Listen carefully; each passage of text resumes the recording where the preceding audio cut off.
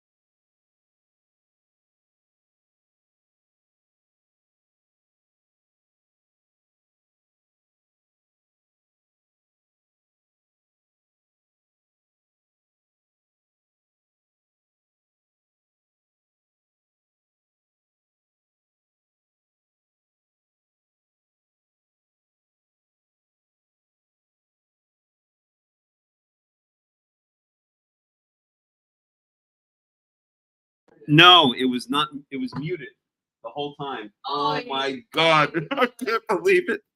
Oh, geez. Do you want to do another couple songs? Or you have enough? All right. I had it on mute, people. Oh my God. I'm so sorry. All right. We're going to do it again. This time you'll hear it. And now we've practiced more. I cannot believe we did that. All right. I know. I desperately need a sound man. All right. Can you guys hear me now? I cannot believe I forgot to turn it off mute. That was ridiculous. Okay. All right. Let's do a sound check first. That's the best sound check ever. All right. Can you guys hear? Hello. Testing 1, 2, 3. Somebody let me know if you can hear now. Should be able to be heard now. Okay. Now it sounds good. All right. Now I have to start everything over again. A lot. Oh, I cannot believe I forgot. Jeez, I feel like an idiot. Okay. Any rate, the whole thing nobody heard. All right. This is Melech and me and Rachel Brill. Rachel Brill is Bruce Brill's sister. She's a harpist, and she's a professional folk singer who's put out a number of albums. And she's going to play the harp, and I'm going to play the flute. To make a long story short, so here we go. This time with sound. All right. Should we start from the? You want to do the last one first? Sure. Sure. Absolutely. Absolutely.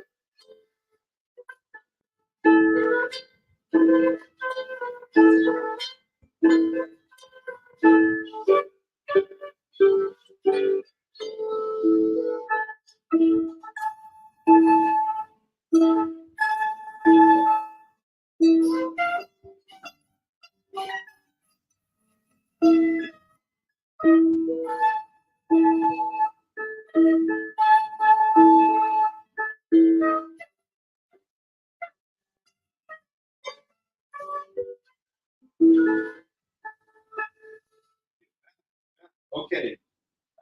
You want to explain what that song, what it means? That means our enemies are all around us, but it's begging, praying for Hashem to come save us. Amen. And it's one of the Tehillim, one of the Psalms. Amen. King David knew what we were going through. Absolutely. All right, next. What are we doing? Which one? We're going backwards? SI9. Okay, perfect. Also from the Psalms.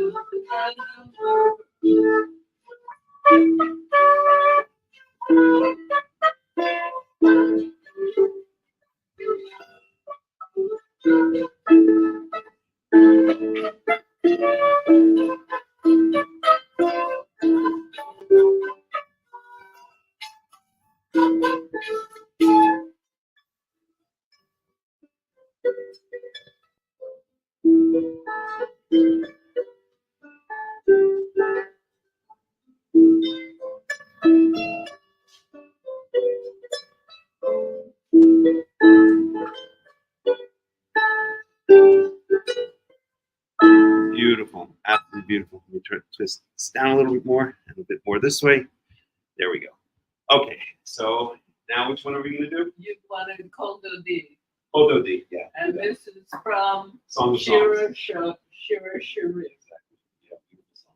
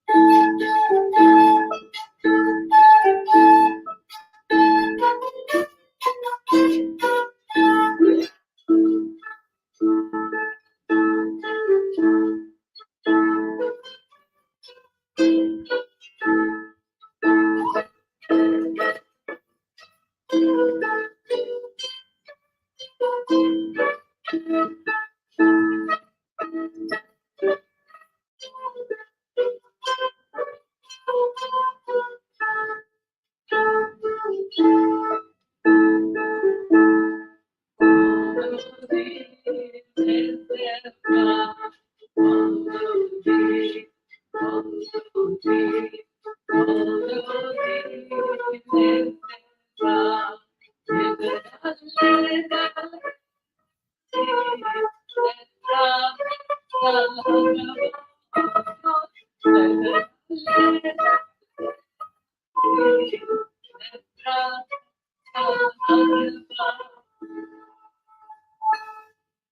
right. Wow. Amazing. Amazing. And that time they heard it. Excellent, Rachel. Thank you so much. Okay, so that was Rachel Brill. You may know Bruce Brill, who's often on the studies. And that was Shabbat Shalom, everybody. That was Bruce Brill's sister. She, as I said, is a professional harpist and a professional folk singer. And I was on the flute. The flute I was playing, as I mentioned before, but nobody could hear me because I forgot to turn off the mute.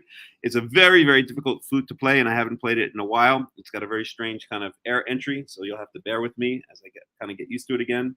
Right there. It's a Bolivian flute who I got from a very close friend of mine named David Perkins, who's very into flutes and other wind instruments. But I hope you enjoyed it. And let's see. I think I'm gonna go back onto the. You're going to go rest for a while, or? I could listen. Whatever you want to do. You're more than welcome to listen, or if you want to rest, or whatever. Okay. If you want me to put on the headphones, it won't make a difference. Okay. Yeah. All right. So, at any rate, we're gonna talk about a number of things. Okay.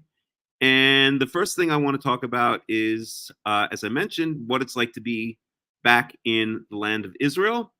And in a nutshell, let me just get that nice background on again.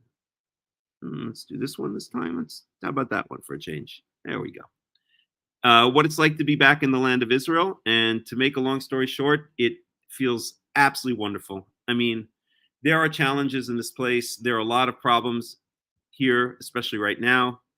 But it is so great to be back here. I can't even describe it in words.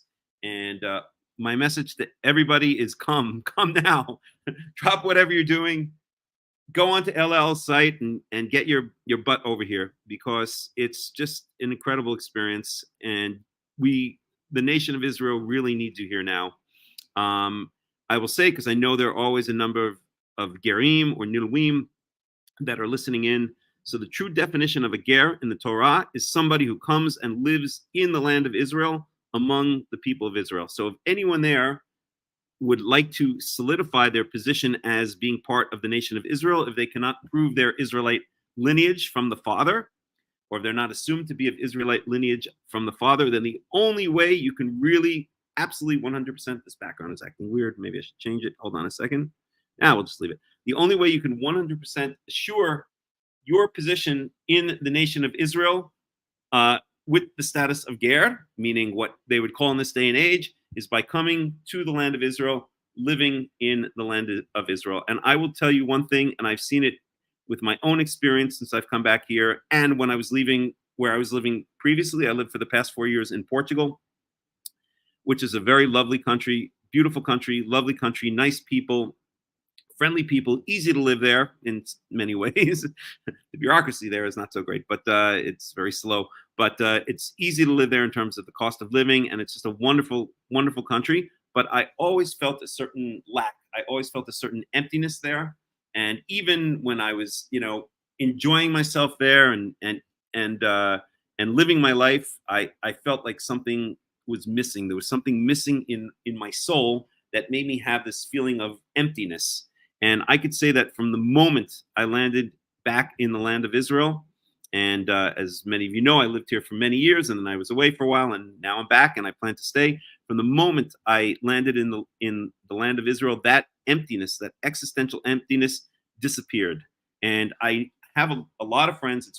What's going on here obviously is very difficult right now, and it's very frustrating, and it's very upsetting with all of the Gaza stuff and all of the threats, the new threats that occur every single day, and people are worried about their safety, and rightfully so. And so I've had a number of my friends here say, "Oh, I want to leave. I want to go back to wherever, to California, to New York, to God knows where." And I think what they forget is that they might go back to those places, but very soon they will start feeling an emptiness in their soul, which can only be fulfilled by being in the land of Israel. So it's understandable to want to take a break for a while from all the chaos and the mayhem that's going on here with the current war. But my message to those people is very, very quickly, you will start feeling this emptiness in your soul, whether you're in Florida or California or Portugal or wherever else in the world, that can only be filled and that can only be satisfied by coming back to the land of Israel. So it's just been an incredible experience. And I will say one other thing, that for those of you who are thinking about coming one day and thinking about living here, when you're ready, then Yahweh, God, will show you the steps to get here. I saw it in my own life when it was ready for my experience, for my journey in Portugal, which ended up lasting 4 years, to come to an end. Things that I was used to, routines, all kinds of stuff, which I can't even get into right now, just started naturally kind of breaking down. It's like this world that I built up around me was slowly collapsing, or was slowly disintegrating. And I knew that from a lot of things that were happening, it was time that Yahweh was preparing my steps to come back to the land of Israel. And I saw with my own eyes, and heard with my own ears, and felt with my own body and my own soul the steps that Yahweh took me by the hand and led me out of that previous situation and led me here to the land of Israel, back to the land of Israel. And since I've been here, it's just been an incredible experience. Yes, Israelis, they can be a little bit annoying at times. You do want to slap them across the face every now and then, and sometimes you actually do that. But everybody's really nice here, and there's a feeling here of being part of a family, and everyone goes out of their way to help everyone else. And I'll just give a couple of examples. One example is where I'm staying right now. Bruce Bill's sister, while I'm setting up a permanent housing situation, Bruce Bill's sister took me in. She's looked after me. She's made sure that I have a place to stay. She's asked around to a lot of different friends and other family members to make sure that I'm taken care of. And I'm telling you, nothing like this would happen anywhere else in the world. It would only happen in Israel. And I'll give you another example. The place that I'm living in, that currently, or staying in until I figure out permanent housing, I didn't mention because the sound was off, is Tekoa. Tekoa is basically, now it's kind of a suburb of Jerusalem. It's maybe about a half hour from Jerusalem. It's lovely here. I don't want to live in Jerusalem. I don't want to live in the city itself. It's become too crowded, and it's become too much intensity. It almost reminds me of like being in Manhattan in New York, to be honest. It's really grown to a point that I don't mind going in there and visiting, but I don't want to actually live in the city. So a place like Tekoa, which is technically a settlement in the West Bank in Yehuda Shomron, it's really almost more like a suburb. You almost feel like you're from New York or something like that, like you're on Long Island or something like that. It's houses and driveways and streets and kids playing in the street and all of this kind of stuff. And most people here, they don't even lock their doors. I mean, how many places in the world could you even imagine where people don't lock their doors, and everybody kind of knows everybody else, and everybody kind of looks after everybody else? And it really is the feeling of one big family, where, yes, obviously in any family, there's going to be some disagreements, and there's going to be some strife, and there's going to be some trouble. But at the end of the day, everyone here really has everyone else's back, and it's a feeling of just being part of a family, and you won't get that anywhere else in the entire world. So it's really been an amazing experience. And I'll give you another example of something that just blew me away. And I remember this kind of stuff from the last time I lived in Israel, but you forget it because you're in other places, especially back in New York or back in the United States. I don't know, maybe in very small towns, but I don't even think there, because there's not that kind of coherence in the small towns. When I was up north, and I was thinking of at the time of coming right back up north and staying there for a while. And I'm still thinking about whether I want to be down here in the Jerusalem area or whether I want to be up north in the Golan Heights. So maybe I won't mention the name. I'll mention the name. So Ariella said to me, who lives in Katrin in the Golan Heights, she said, "Oh, I have a friend and she's going away for 2 months. You can stay in her house." And I was like, what? I mean, would that ever happen in any other country? I mean, yeah, just take her house for 2 months, stay in her house while she's gone for 2 months. And it turned out that she had already promised someone else, so that didn't work out. But the lady whose house I might have stayed in was and this blew me away too, was just so apologetic. She said, "Oh, I'm so sorry. I wish I'd known. I wish I could have let you stay in my house. I already promised someone else. I'll help you out in any other way I can." I mean, it's just amazing. You would not find this anywhere else, where people really, really take care of each other and look after each other, and a feeling of really being part of a family that that cannot be found anywhere else in the world. So that has been my experience so far back in the land of Israel. I'm just beyond happy to be here. That existential emptiness that I felt everywhere else, even in a place like Portugal. Everyone says, "Oh, Portugal, it's such a beautiful country, and everything's so perfect there. It's a peaceful country." It always ends up on being near the top of the list of the most peaceful countries in the world each year. There's very little political strife there. Yeah, there are problems there, like any other place, but there's not any big political strife like other places in Europe, let's say like France or Sweden or other such places. And it is a lovely place. It's a lovely country, and I always said to my friends there, if I were a non-Jew, I'd probably stay there for the rest of my life. It's just a lovely, peaceful, pretty well-working country where it's just nice being there. But there was always, as I said, this kind of emptiness in my soul that I felt being there, where I was yearning for something that I could not achieve in that place, and only can achieve in the land of Israel. So come to the land of Israel if you are of Israelite lineage, if you're of Jewish lineage, either or especially from your father's side or from both sides, then you are an Israelite. Come to the land of Israel. If you're not, and you want to spend the rest of your life in the land of Israel, then come, and by living in the land of Israel, you establish yourself by the Torah definition of a ger, what we might call today in this day and age a convert. But a ger, again, in the Tanakh, what that really means is someone who comes to Israel, to the land of Israel, to live among the people of Israel. So this is the time to come. We know a lot of things are happening. I'm always hesitant to say that it's the end of days, because so many false messianic movements have sprung up in the past, like Shabtai Tzvi and Bar Kokhba and Jesus and all this kind of stuff. These were all kind of false messianic movements based on the idea that the end of days is imminent. So I'm always very reluctant to say that we're in the end of days. But boy, it certainly feels like something's stirring, right? I mean, something is definitely happening, and something is definitely going to happen in the next couple of years, it seems like, right? I mean, we even have the election coming up in 2000, or in less than a half a year, between Donald Trump and a lump of flesh that calls himself Joe Biden. I don't even know why it still has a name. It's just basically like almost a practically lifeless lump of flesh. But okay, we can call it Joe Biden if that's what it wants to be called. And it's going to be a doozy, and there's definitely the potential of violence. A lot of people are speaking about even civil war in the United States. Who knows how it's going to all play itself out? But the United States is at a breaking point, is at a boiling point. Israel itself also is kind of at a breaking point and is at a boiling point. I think it's better, right? Maybe I should take off this stupid background, which is just annoying. Hold on a second. Let me get rid of it. How about this? Does that work better? Yeah, that's good. To be able to work it better. Okay. So there we go.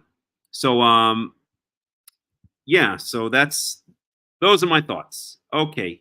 Any comments, any questions? I hope you enjoyed the flute playing and the harp playing by Rachel Brill. And let me just do a quick sound check again. He will win, nevertheless, given the complete corruption of government. I know. I agree with you, Phil. I agree with you. I agree with you 100%. And that's actually what I say to a lot of my friends. Even though Trump is alive and Biden is, half dead, that Biden is going to win. I agree with you. Sadly, I actually agree with you on that one. And I think people are living in a delusion if they think that Trump is going to win, even though he's more popular by far than Biden. But the demographics, it's a long story. Anyway, okay, enough about American politics. So, all right. So the other thing I wanted to speak about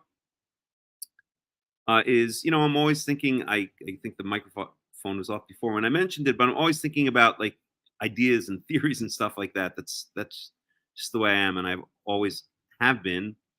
and this is something that I've thought about for many years, and I call this theory or this idea Schrödinger's Shabbos cat.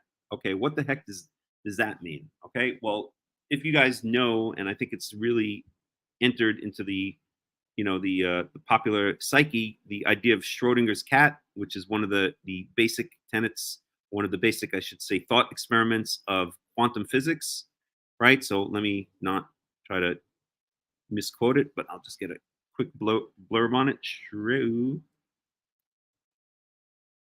Schrödinger's cat. So, anyway, it's the idea, which has been proven many, many times. It's not just conspiracy theory, but it's been proven through many, many experiments over many, many decades, for over a century now, that one of the tenets of quantum physics is that, or I would say maybe the very basis of quantum physics, is that the presence of an observer makes a determination or causes a what's the word I'm looking for? A blurry wave, or a blurry set of possibilities to actually resolve into an actual into an actual fact or an actual event. So the example that's the basic experiment in this is the double slit experiment. You guys may have heard of that, and I'll explain it just very briefly if you haven't. And the idea is that when there is a metal plate with two slits in it, and then light is shined through those two plates, if the path that the light is taking, the individual photons are taking, if that path is not determined for each individual photon, then you get what's called a wave pattern after it goes through these two slits. If you take it like a photographic plate and put it behind it, you'll get a wave pattern. And if you detect for each photon which of the two slits that photon is going through, then instead of getting a wave pattern, you get basically two shadows of the or actually the shadows would be where there's not the slits. You would get the projection of those two slits onto the back photograph plate. Okay, what does all that mean?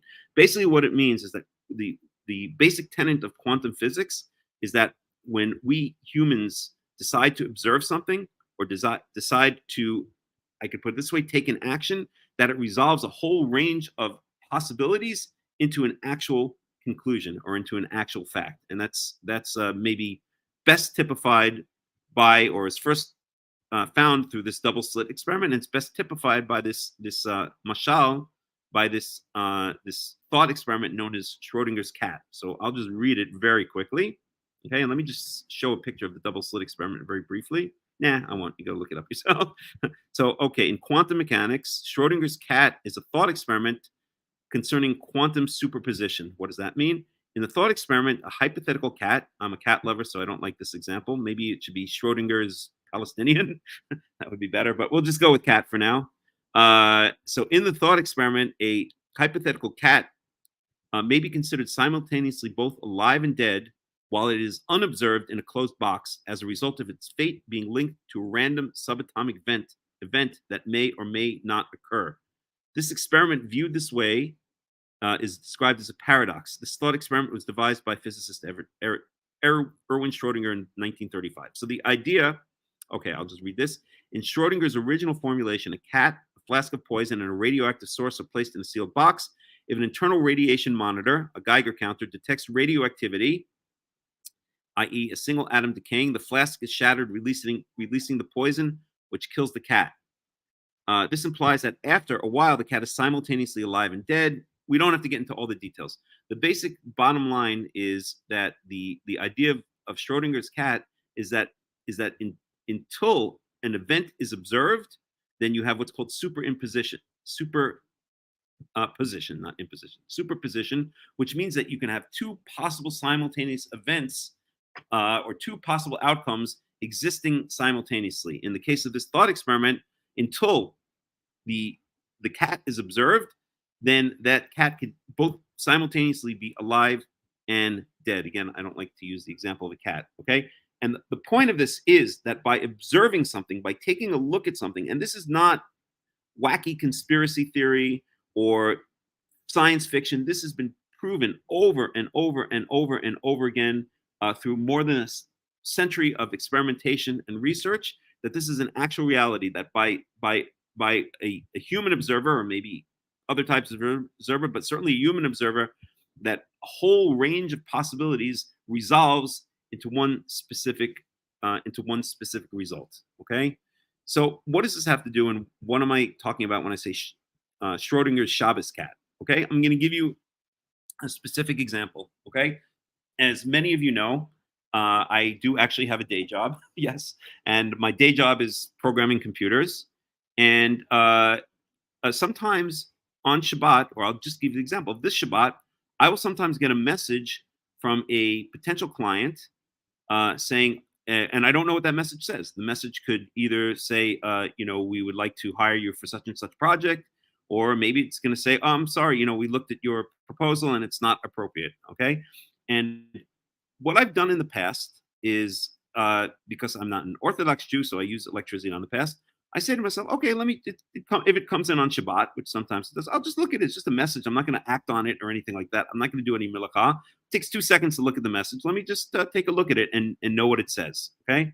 And I can't prove it scientifically, but I believe that by looking at the message on Shabbat, it actually changes the outcome of that message. And I'll relate it back to Schrödinger's cat in just a bit. In other words, if I look at the message on Shabbat, since I am thinking, even though I'm not doing melacha, but I'm actually even thinking about melacha or thinking about my regular weekday work, that somehow that affects the outcome of the message and actually makes it to be a negative outcome, such as like there will be more times where the proposal is rejected, or where someone says, I'm sorry, we didn't, we looked at your background and it wasn't appropriate for our project, or something like that. And if I do not look at it on Shabbat, then, and I wait till, let's say, Motzei Shabbat, Saturday night, or even better, Sunday, I even don't like on Motzei Shabbat. I like to still just be in the Shabbat mood of staying away from work. But if I look at it on Sunday, then I actually believe, again, I cannot prove it, that message will tends more higher percentage of the time to be a positive message. Yes, we saw your proposal, we viewed your proposal, and we accept it. We would like you to work on such and such project. Okay. How does this relate back to the idea of Schrödinger's cat? And why do I call it Schrödinger's Shabbos cat? Because the outcome, until I look at the message, that message is not observed, right, by me. It could be anything. It could be a yes, it could be a no, it could be anything in between. And until I look at it, it's a whole range of probabilities, just like in the thought experiment of Schrödinger's cat, and just like in the double slit experiment of quantum physics. Until, if an observer is not there, then it's a whole range of probabilities, the whole range of possibilities, which is why when an observer is not watching the photons as they go through the 2 slits, if there's no observer, you will get a wave pattern on the photographic plate in the back. And again, if an observer is watching where each photon, which of the 2 slits the various photons go through, you will not get a wave pattern. You'll get a projection of the 2 slits on that photographic plate. The very act of observation by a human being, and maybe by other creatures, but we'll just go with human beings for now, resolves a whole infinite range of probabilities and possibilities into a specific result. And so I actually believe, or I honestly believe, and again, I can't prove it, but I kind of feel it or sense it, that by observing things like that on Shabbat, by observing things that are related to work, okay, or let's say, let me give it another example. I'm waiting for a response about a housing situation, right? Because now I'm looking for a permanent housing situation in Israel, and it comes in on Shabbat. If I look at it on Shabbat, then I believe that range of probabilities, which could be a yes or a no, or maybe anything in between, if I look at it on Shabbat, just the very act of observing it on Shabbat actually causes that result to resolve into a negative answer rather than a positive answer. So it's very difficult sometimes, because I say to, not only me, people say to themselves, I'll just take a look at it. It's just a message. I'm not going to act on it. I'm not going to respond to the message. I'm just going to look at it for 2 seconds, right? Just so I know.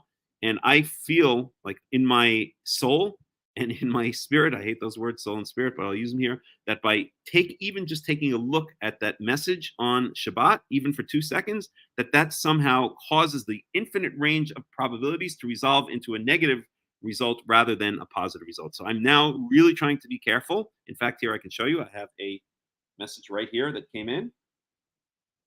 1 second.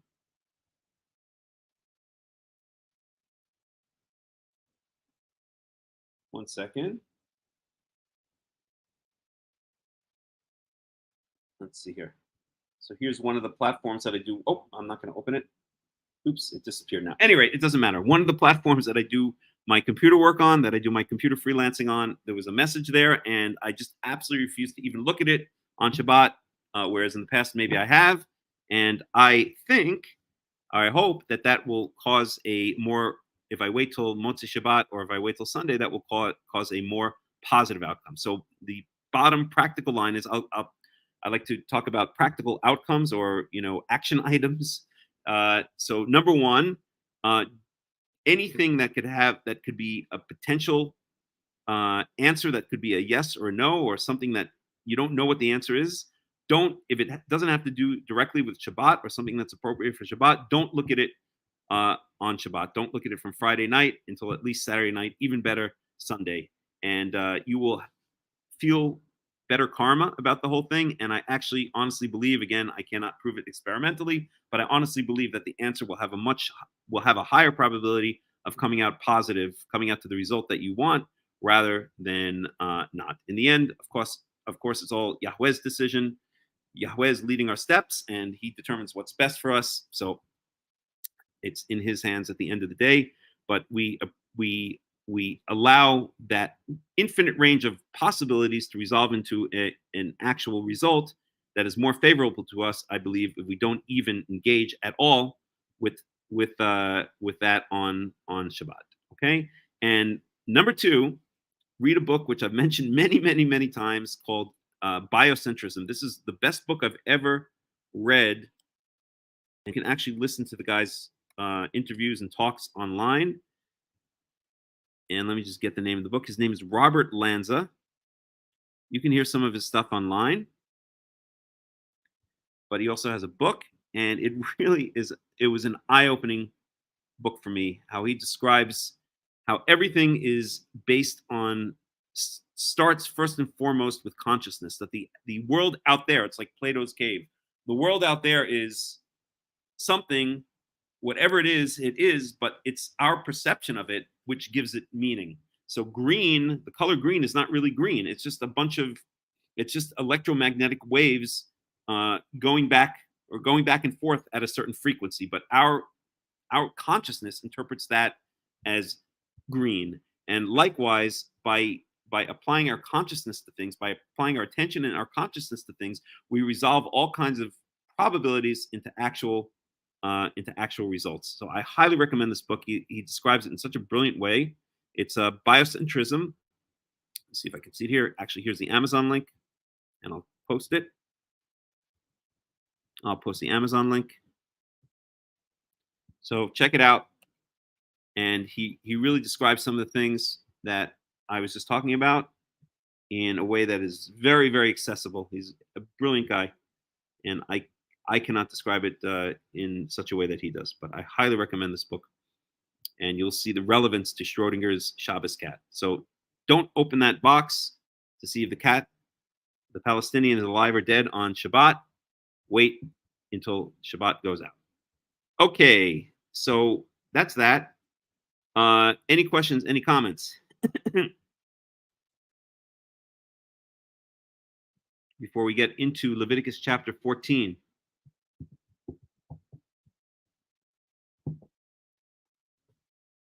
Anybody? No? Okay, so then let's dig in. Let me share the screen. And again, please, if you see the sound is off, if you see the screen is not being shared when we're going through certain verses, this all means that I've been a bad, naughty boy and I forgot to press a button or two. And please let me know. Even if you have to text me on WhatsApp, I can get WhatsApp messages during the study as well. So please just text me or let me know. When we're talking about actual Torah verses, you should be able to see the verses on the screen. If you can't, let me know. If you can't hear my voice, let me know. If the screen seems like it's freezing up, because we know that for whatever reason, when I use Chrome, at least one time during the study, the whole thing freezes up. If it looks like it's starting to get jittery or freeze up, let me know, because I don't have an engineer. I'm not in a professional broadcasting studio here. I do the whole thing on my own. So you guys need to be my engineers, my assistant engineers, and let me know if something is not the way it should be. Okay. All right. Let me take a break for a minute or two. I'll put on a nice song from YouTube. In fact, maybe I'll put on one of the songs that we played. Let's see.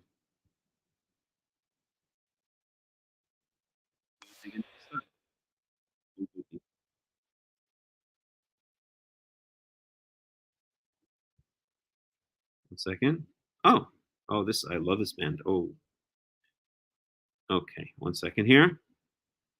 So, turn this on.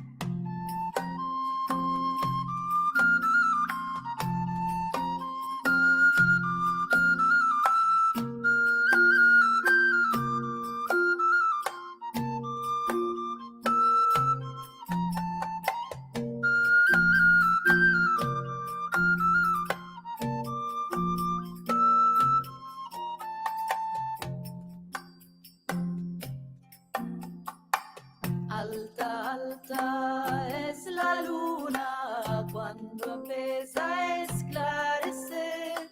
Ella hermosa y sin ventura nunca llegué a nacer. Ella hermosa y sin ventura nunca llegué a nacer. Mis ojos se hincharon de tanto mirar la mar. Vapóricos van y vienen, letra para mí no hay. Vapóricos van y vienen, letra para mí no hay.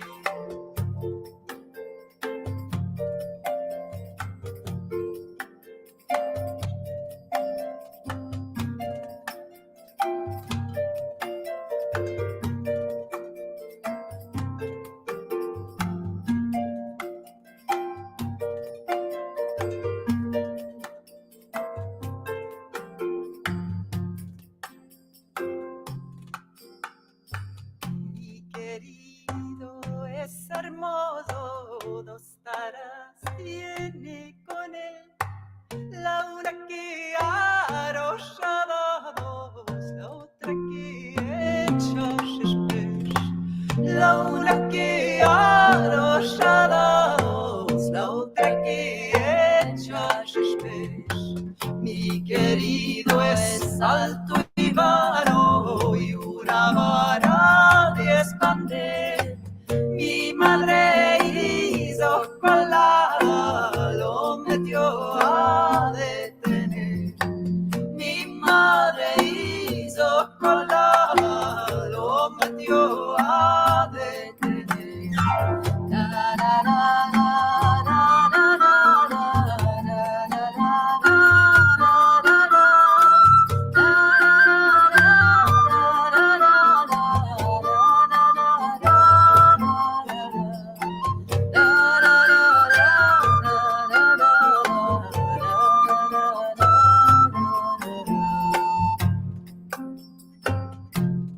Try it.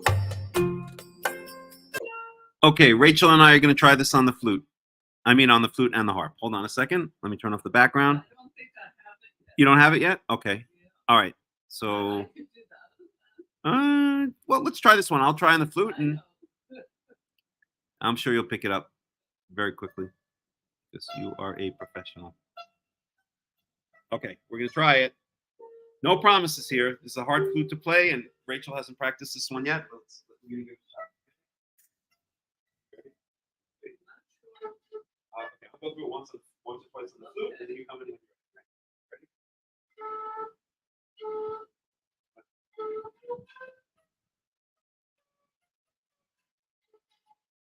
Look.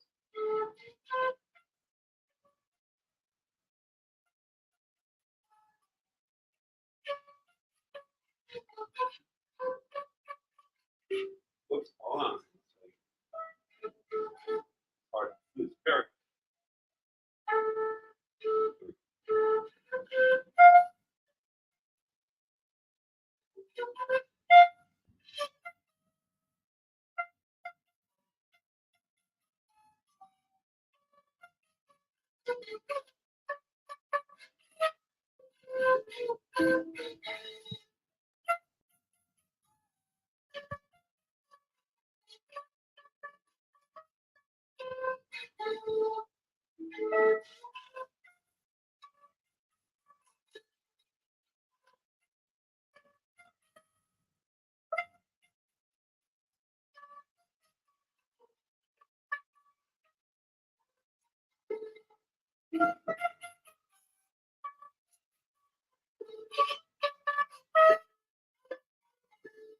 One more time, we'll try. If not, we'll.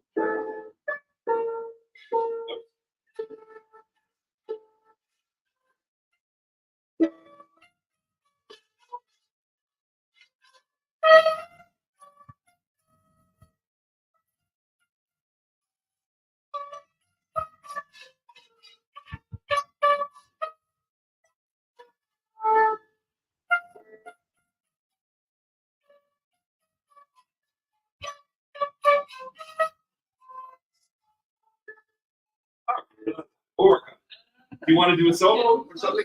Closer. Definitely. It's very repetitive. Okay, which one do you want to do? Oh, I want to do the.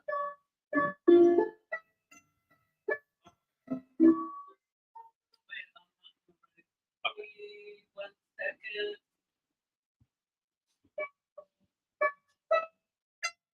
Make sure everybody can hear.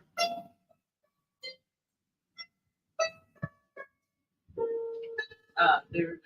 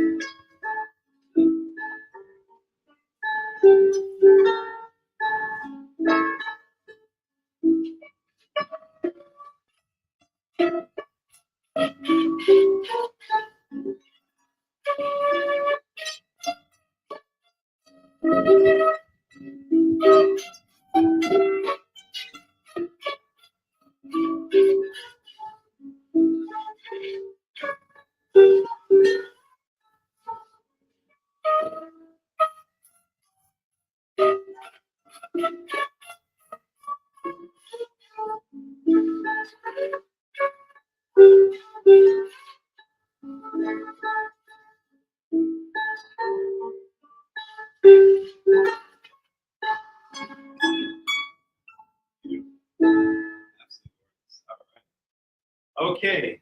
All right. Once again, that was Rachel Brill on the harp and me on the flute. I hope you enjoyed it. And I understand the sound is not great. Phil, you need to come here to Israel and you need to be our sound engineer, okay? So I'm going to book a flight for you on El Al. You'll be leaving this Tuesday and we'll see you by next Shabbat, okay? Deal? All right. Okay. All right. We're going to get into our Torah study right now. And let's see here. So we are going to get into Leviticus chapter 14. Let me just share the screen correctly. You have to find it. You don't need a job here. Are you kidding me? Nobody works here. Money just falls from the sky here in Israel. Right, Rachel? Right. Yes, you need a job here. Yes. Exactly. It's the golden Medina, the golden country. All right. Well, I mean, you do computer stuff, and Israel is very big in computer stuff and high tech. So let's talk. You know, maybe I can run some suggestions by you, or help you out somehow or another. You can do. I don't know if you do computer programming, but if you do, you can work remotely from the United States or in the United States from Israel. That's what I do. Any rate, we'll talk about it. All right, let's get into the Torah study right now. So let me share the screen window. There we go. And let me open Leviticus chapter 14.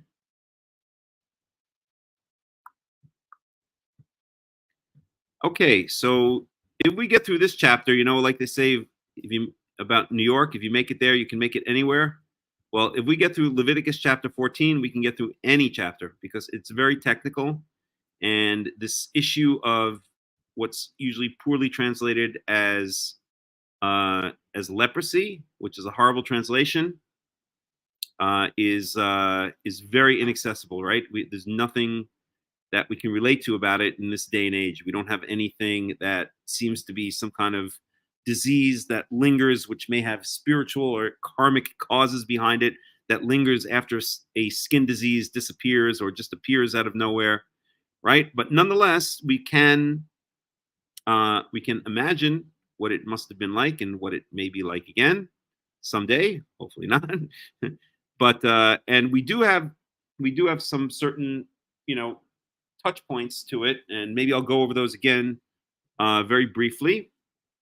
There were two stories that we mentioned last week. So the first is when Miriam and Aharon are gossiping. Let's just find it. Gossips about Moses.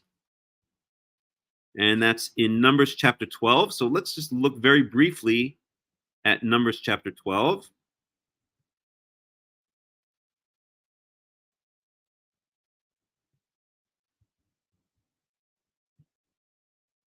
So Numbers chapter 12.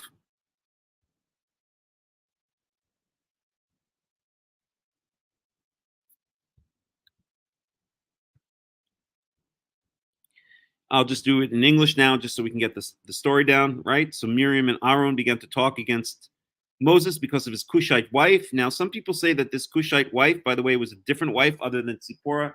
That makes absolutely no sense to me whatsoever. There's no indication anywhere that Moses had any other wife or any other children besides the two children she had with Zipporah. And there are a number of, I should say, researchers, biblical researchers, archaeologists, who relate the word Cush to the city of Kish, which is actually in I believe it's in Saudi Arabia or thereabouts. Basically, it's in the area that would have been called Midian.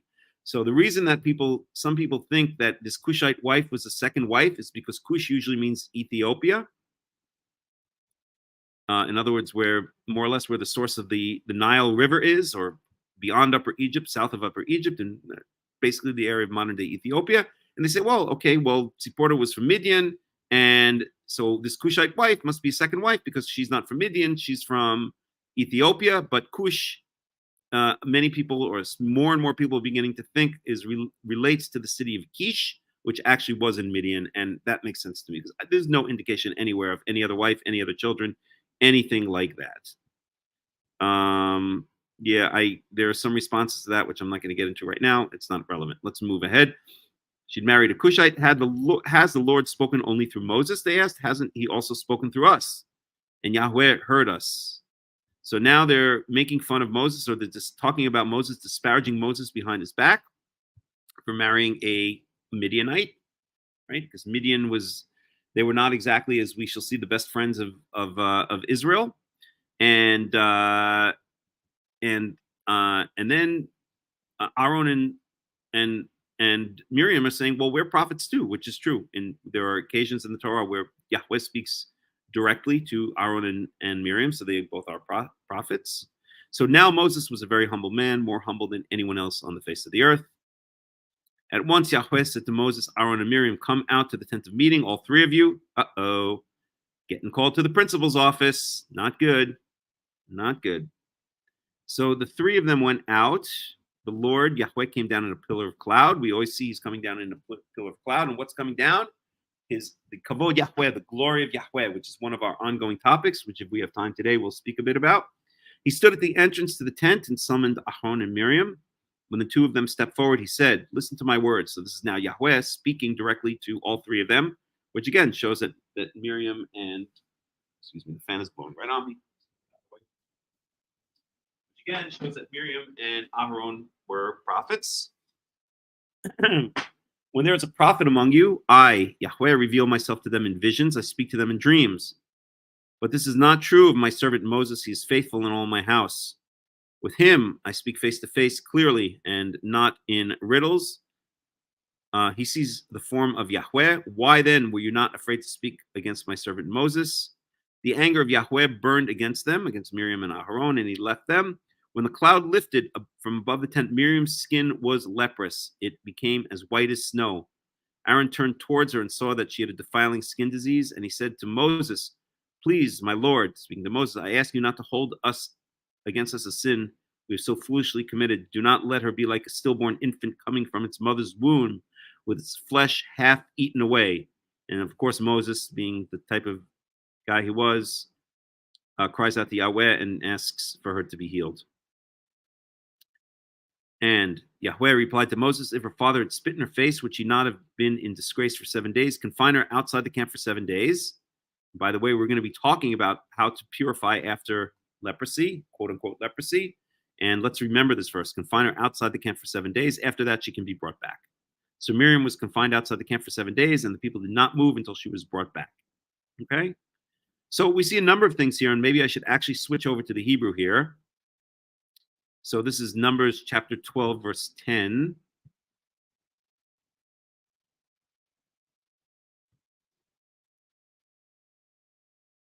And we'll just switch over to the Hebrew for these verses to get a bit more understanding about what this disease is, which is being translated incorrectly as leprosy.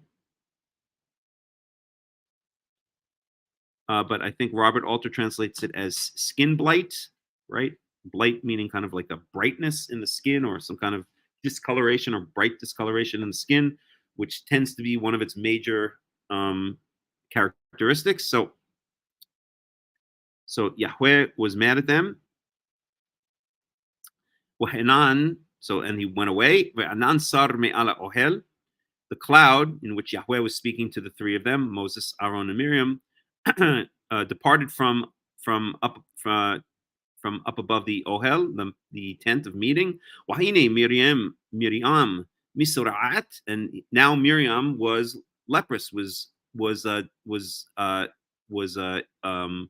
plagued with this skin blight. Kasheleg, she was skin blighted. Her skin was like snow.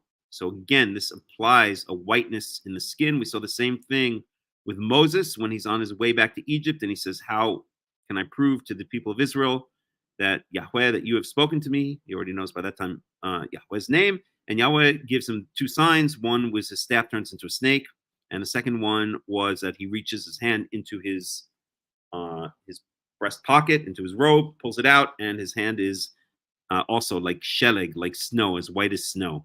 And that's again why Robert Alter translates this disease not as leprosy, but as skin blight, because it's one of the main symptoms. The main symptom is a brightness, a whiteness, a white or a bright discoloration in the skin.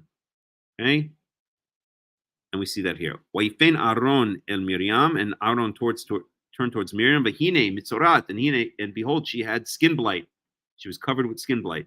Yomer Aaron and Moshe, and Aaron said to Moses, "Bi Adoni, please, my master."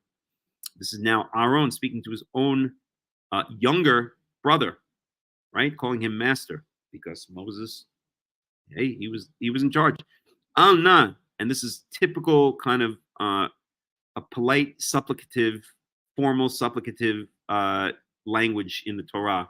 Bi Adoni, al-na. These are all, for those of you who are familiar with biblical Hebrew, this is very typical way that someone who is trying to supplicate, or someone who's trying to show their subservience and their respect and what's the word I'm looking for? Their deference to somebody else, uses this kind of language in biblical Hebrew. Okay, it's like formal supplicative language. Tashet alenu. Biaduni, al na tashet alenu. Please do not lay this upon us. Tashet alenu chatat asher no'anu wa asher chatanu. Do not, basically, do not hold it against us, this sin which we have been so stupid to do, and which we have sinned in doing. Okay, so basically Aaron is begging to Moses, to not hold a grudge, to not, to forgive. Verse 12, al not I hamet asher betzito merechem imo. Please let it not be that she is like a dead, and it doesn't say baby explicitly, but it implies a baby, asher betzito merechem imo, or a dead fetus that comes out of its mother's womb. Vayechel hatzi b'saro, and half of its flesh is eaten away.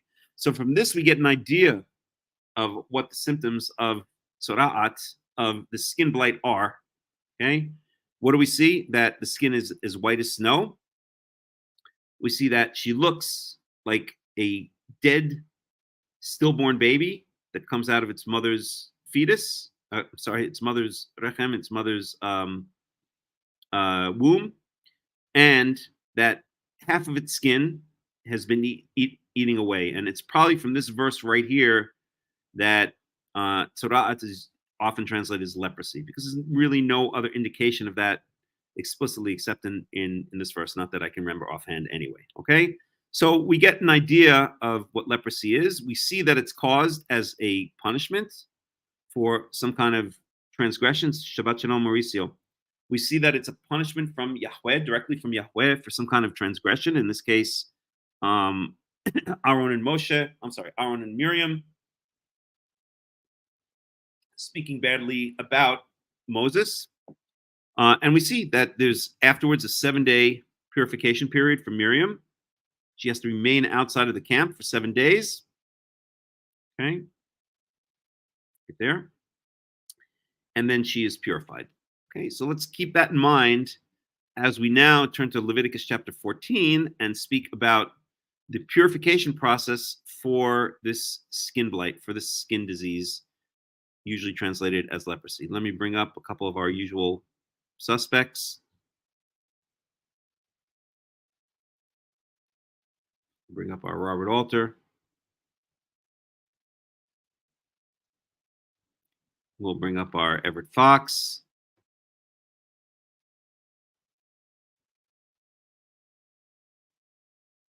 And that's enough for now. Okay. Okay. Any questions, any comments so far? Alrighty, let's go over to the Hebrew. We're in Leviticus chapter 14. So just as a review, before we go to 14, actually, just as a very brief review. So in Leviticus 13, we were introduced to this idea of leprosy formally, right? So just again, to just back up a little bit. In chapter 11, we spoke about kosher and non-kosher animals, to make a long story short. Okay, and this is the first time we were really introduced formally to the idea of clean and unclean. In this case, it wasn't, for most of the chapter, it wasn't that we become unclean or clean, but that there's certain animals which are unclean, which are off limits to us. But chapter 11 really started this topic of cleanliness and uncleanliness, what's often translated as ritual purity or ritual impurity, but what we've been saying is like having the cooties and how to get rid of them. Then we talk about getting the cooties, a woman getting the cooties for a while after giving birth. That was chapter 12.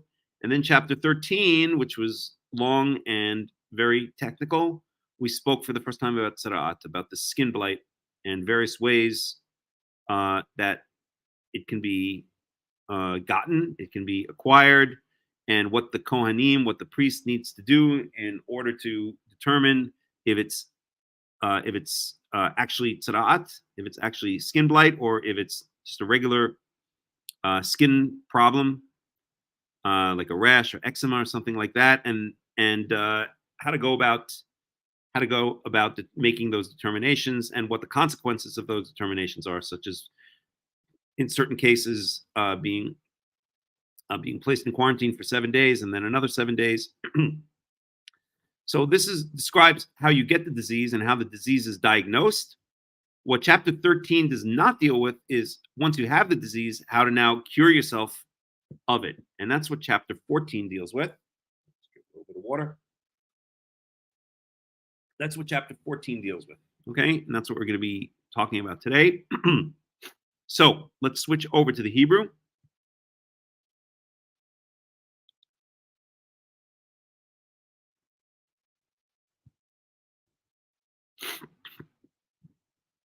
Okay, so we saw, for instance, in the case of in Leviticus chapter 12, after a woman gives birth to a child, that there's a purification period. Okay, for a boy, it was a total of 40 days, 7 and then another 33. In the case of a girl, it was a total of 80 days, 14 and then another 66, and then certain sacrifices are brought. Okay, so that was an example of purification. Once you get into a state of ritual impurity, once you get the cooties for whatever reason, now how do you get out of it? How do you get back to normal? Okay, how do you get rid of the cooties so that all the kids in the schoolyard don't? What did we used to do? I think we were in the schoolyard when someone had the cooties. We did this. Wait, hold on a second. I don't know if you guys did this, but in New York, where I was growing up, we would, if you had the cootie, if someone had the cooties, we would go like this to them. We'd cross. Let's see if we could do this. We'd cross our two fingers and our other two fingers. Say, "Ew, you have the cooties. Get away. You have the cooties. Ew, get away."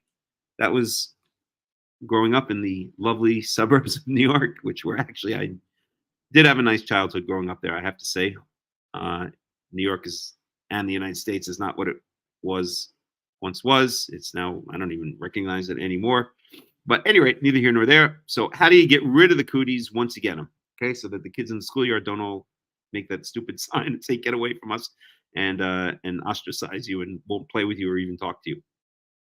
Because I don't know. Let's see. Why did people get the cooties?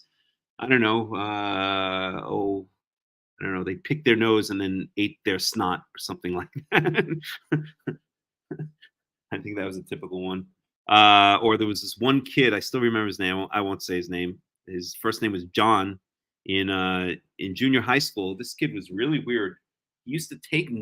I remember this in the junior high school, in my lovely junior high school 158 in Queens, New York. He used to take nails, 2 nails, and he would stick them into the electrical sockets and like try to electrocute himself. I mean, the guy was nuts.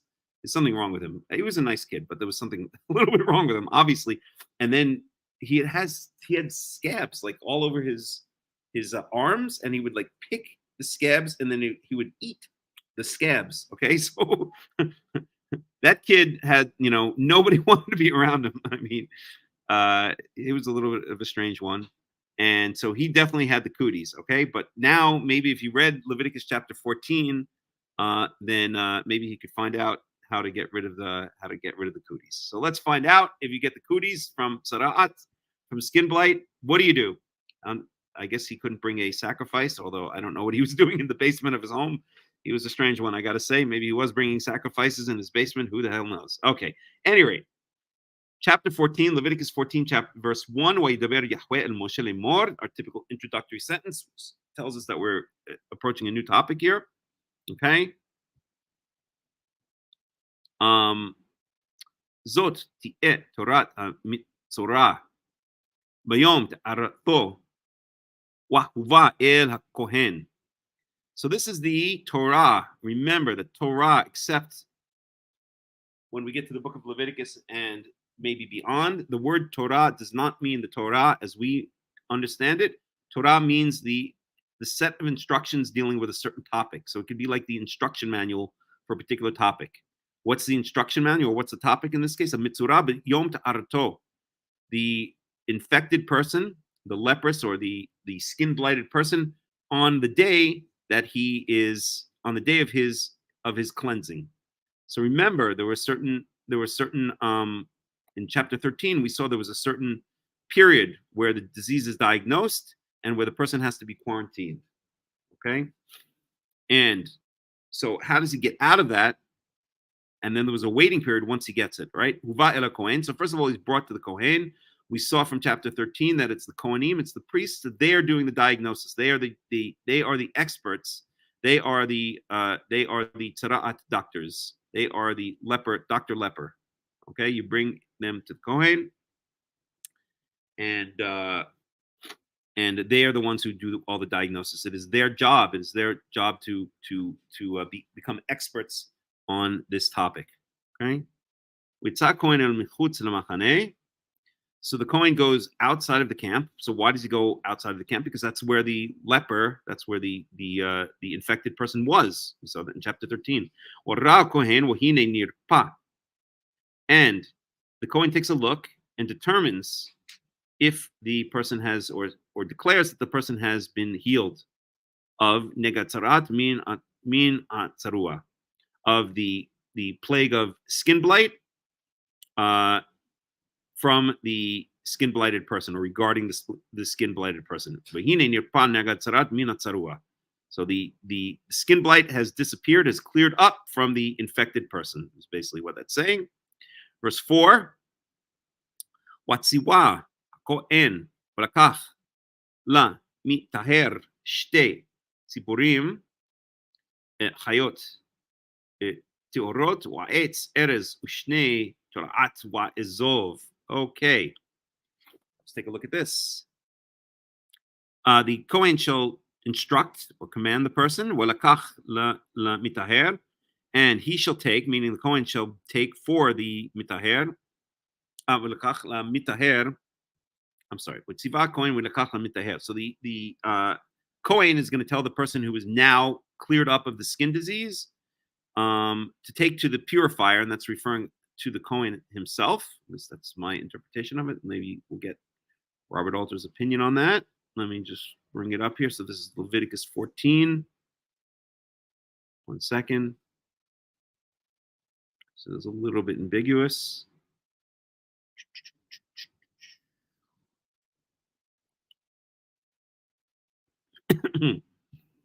Okay, page 951. Oh, I didn't put the thing back on. Jeez, you guys got to tell me, please, please, please tell me. Whenever I'm talking about verses, you should see those verses on the screen. And if you don't, please let me know immediately. There we go. Now we're back. Okay, so right, we said 951.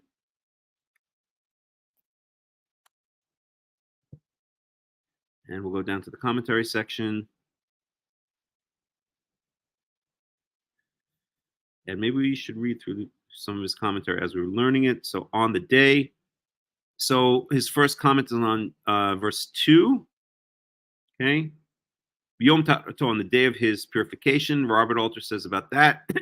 This expression often has a sense of when. True. And occurs twice at the very end of the chapter, enclosing the entire unit in envelope structure. The phrase might, however, specifically indicate the actual day of the purification rite, as some of the early rabbis contended. What follows is a set of procedures to be performed on that day. Okay? Shall see, as in the preceding chapter, the sense is examine or inspect. We actually translated it that way.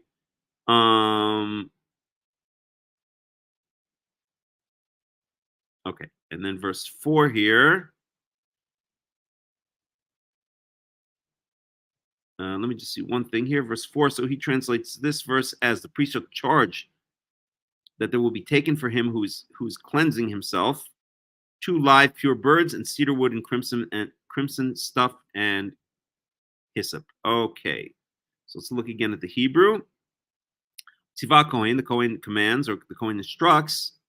Welakach lemitaher, and he translates the mitaher as for him lemitaher. Okay, I see.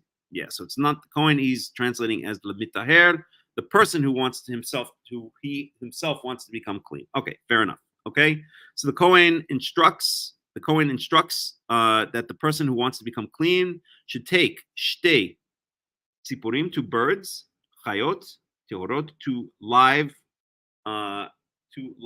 birds who are in a state of ritual purity, or maybe which are kosher. And again, let's get a commentary on that one. So 2 live pure birds. Well, that can mean a lot of different things. And he doesn't have a comment on that. Okay. Wa'etz erez. So erez is a cedar. So cedar wood. Ushni tola'at, I'm sorry. So tola'at shani is often translated as crimson. It's one of the substances we see very commonly throughout the building of the Mishkan and the garments of the Kohen Gadol. Okay, so it's usually translated as crimson colored cloth, or just crimson. But ezov, and ezov is hyssop. So he's taking all of these substances.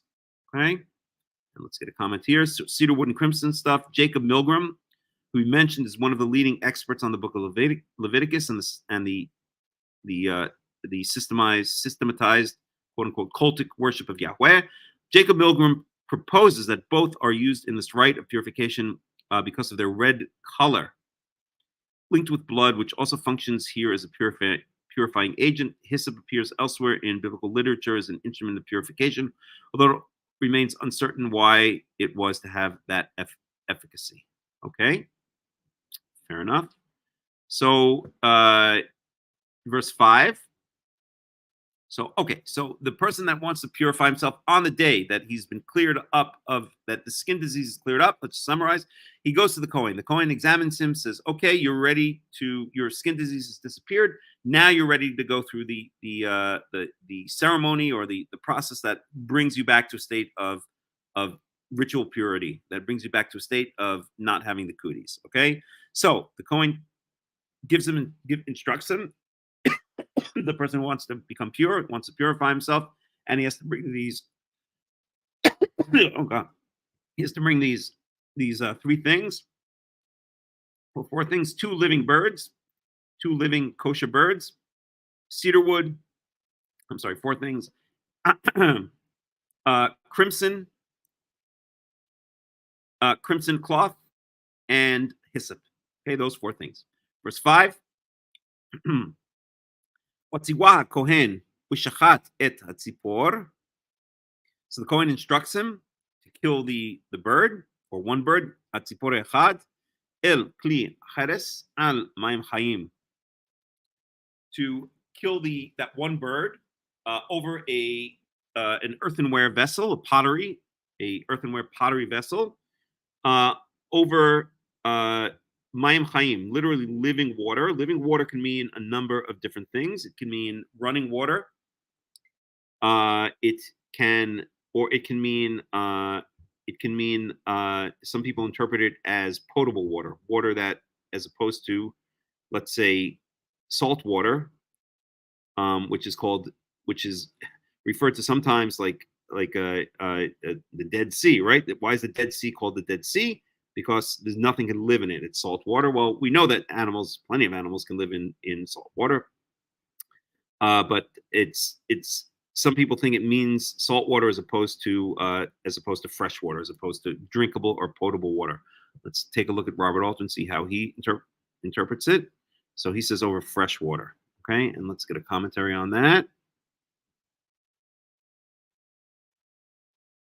So fresh water, the literal meaning of the Hebrew is living water, which creates a link with the live bird. Okay, the sense of the idiom is flowing water, and that's what I personally think it is, whether from a spring or a river. Since the entire ritual is designed to carry off the impurities from the place inhabited by the community, one may infer that the fresh water is to carry off the overflow of the blood. Okay, fair enough. So, so the question is it from a spring or a river that's just brought and then poured out of a vessel? Or is it done near a spring or a river? It would make sense to me. It seems to me that it's done near a spring or a river. Remember, this is outside the camp, but let's keep that, let's keep both possibilities in mind. Okay. At any rate, we have this Mayim Chaim, this running water, this running fresh water. Okay. So the first bird, remember there are 2 birds, 2 kosher birds. One is killed into a clay vessel over running water, or under running water. Verse 6, Wa'et tzipor achaya ikachuto. And so the remaining bird, which is still alive, it just says here the living bird, because one has just been killed, right? Kachuta wa'et etz ha'eres. So you take it, and the cedar wood, wa'et shni atola'at, and the crimson cloth, what Aizov, and the hyssop, what Taval Utam, what Tzipor Achaya Badam Tzipor Shchuta Al Hamayim Achayim. So you're going to take all of those 4 things. Again, the cedar wood, the living bird, the remaining living bird, the crimson cloth, and the hyssop, and you're going to dip it into Wa'eta Tzipor Achaya Badam Tzipor. You're going to dip it into the blood of the bird that was slaughtered, so into the dead bird, al mayim achayim, over or under the running water. It's a very strange ritual, right? We're taking all of these 4 things: the live bird, the cedar wood, the crimson cloth, and the hyssop. And hyssop, by the way, just to point out, and by the way, the word hyssop, cat. By the way, the word hyssop comes from the Hebrew word ezov, and in fact, that's again one of the words that's admitted to in the standard etymologies, which is very rare because most of the standard etymologies make up this fake Proto-Indo-European route back to words and ignore the idea that a lot of English words can be traced back through the Romance languages, then back to Greek or Aramaic, and then back to Semitic, and then back to Hebrew, basically. Okay. So the word ezov, you can even see the combination or the similarity. Ezov, hyssop. Ezov, hi. So z, s, v, p. And these are all very common transformations as languages change and evolve. Okay, so ezov, hyssop. The English word hyssop can be traced back directly to the Hebrew word ezov. At any rate, these four things are then dipped into the blood of that first bird that was slaughtered. And I guess it's washed away by the running water is the idea. The blood of that first bird is washed away by the running water when these four things are dipped into the vessel, that earthenware vessel that is holding the blood from the first bird that was slaughtered. Okay, let's get a little commentary on that. We are in so we just read verse 6. So verse 6, so Robert Alter says, the Hebrew syntax reproduced in this translation is a little odd because the accusative it is redundant after the living bird has already appeared as the object of the verb. The evident intention is to highlight the living bird in contrast to the slaughtered bird. Let's see what he's talking about. We'll go back to the Hebrew. It's tzipora chaya yikachota. Okay, yeah, it's a double object. Et tzipora chaya. It would be enough to just say, to eliminate this word ota, and then it would just say he shall take the living bird, but it says he shall take the living bird it, or he shall take it the living bird. There's a double repetition of the object, one as an objective pronoun, a pronoun in the object. I'm sorry, yes, in the object, and one is the actual object itself. So usually, again, we say repetition means emphasis. And let's see what Robert Alter says, is to highlight, right? So he's basically saying the same thing. He's using the word highlight rather than emphasis. So it's highlighting or emphasizing that living bird as opposed to the dead bird, okay?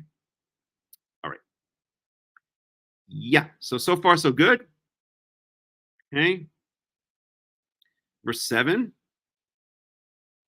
Wahiza al ha-mitaher min tzara'at Sheva pa'amim watiharo, and he shall splash. What is he going to splash? The blood. He's going to splash the blood that he's collected in that vessel. Maybe the blood is now diluted with the running water, so maybe the blood mixed with the water. But we'll just go with the blood for now. So he's going to splash. And who is doing the splashing? The Kohen is doing the splashing. He's going to splash on that person who is now about to be purified from the skin blight. Sheva pamim. He's going to splash 7 times this blood from the slaughtered bird. And I think the implication here is that how is he going to splash it? Remember, he dipped those other 4 things into the blood, right? The 4 things: the living bird, the cedar wood, the crimson cloth, and the hyssop. He's now dipped that into the blood of that first slaughtered bird. Poor little guy. And now he's sprinkling it from those 4 things.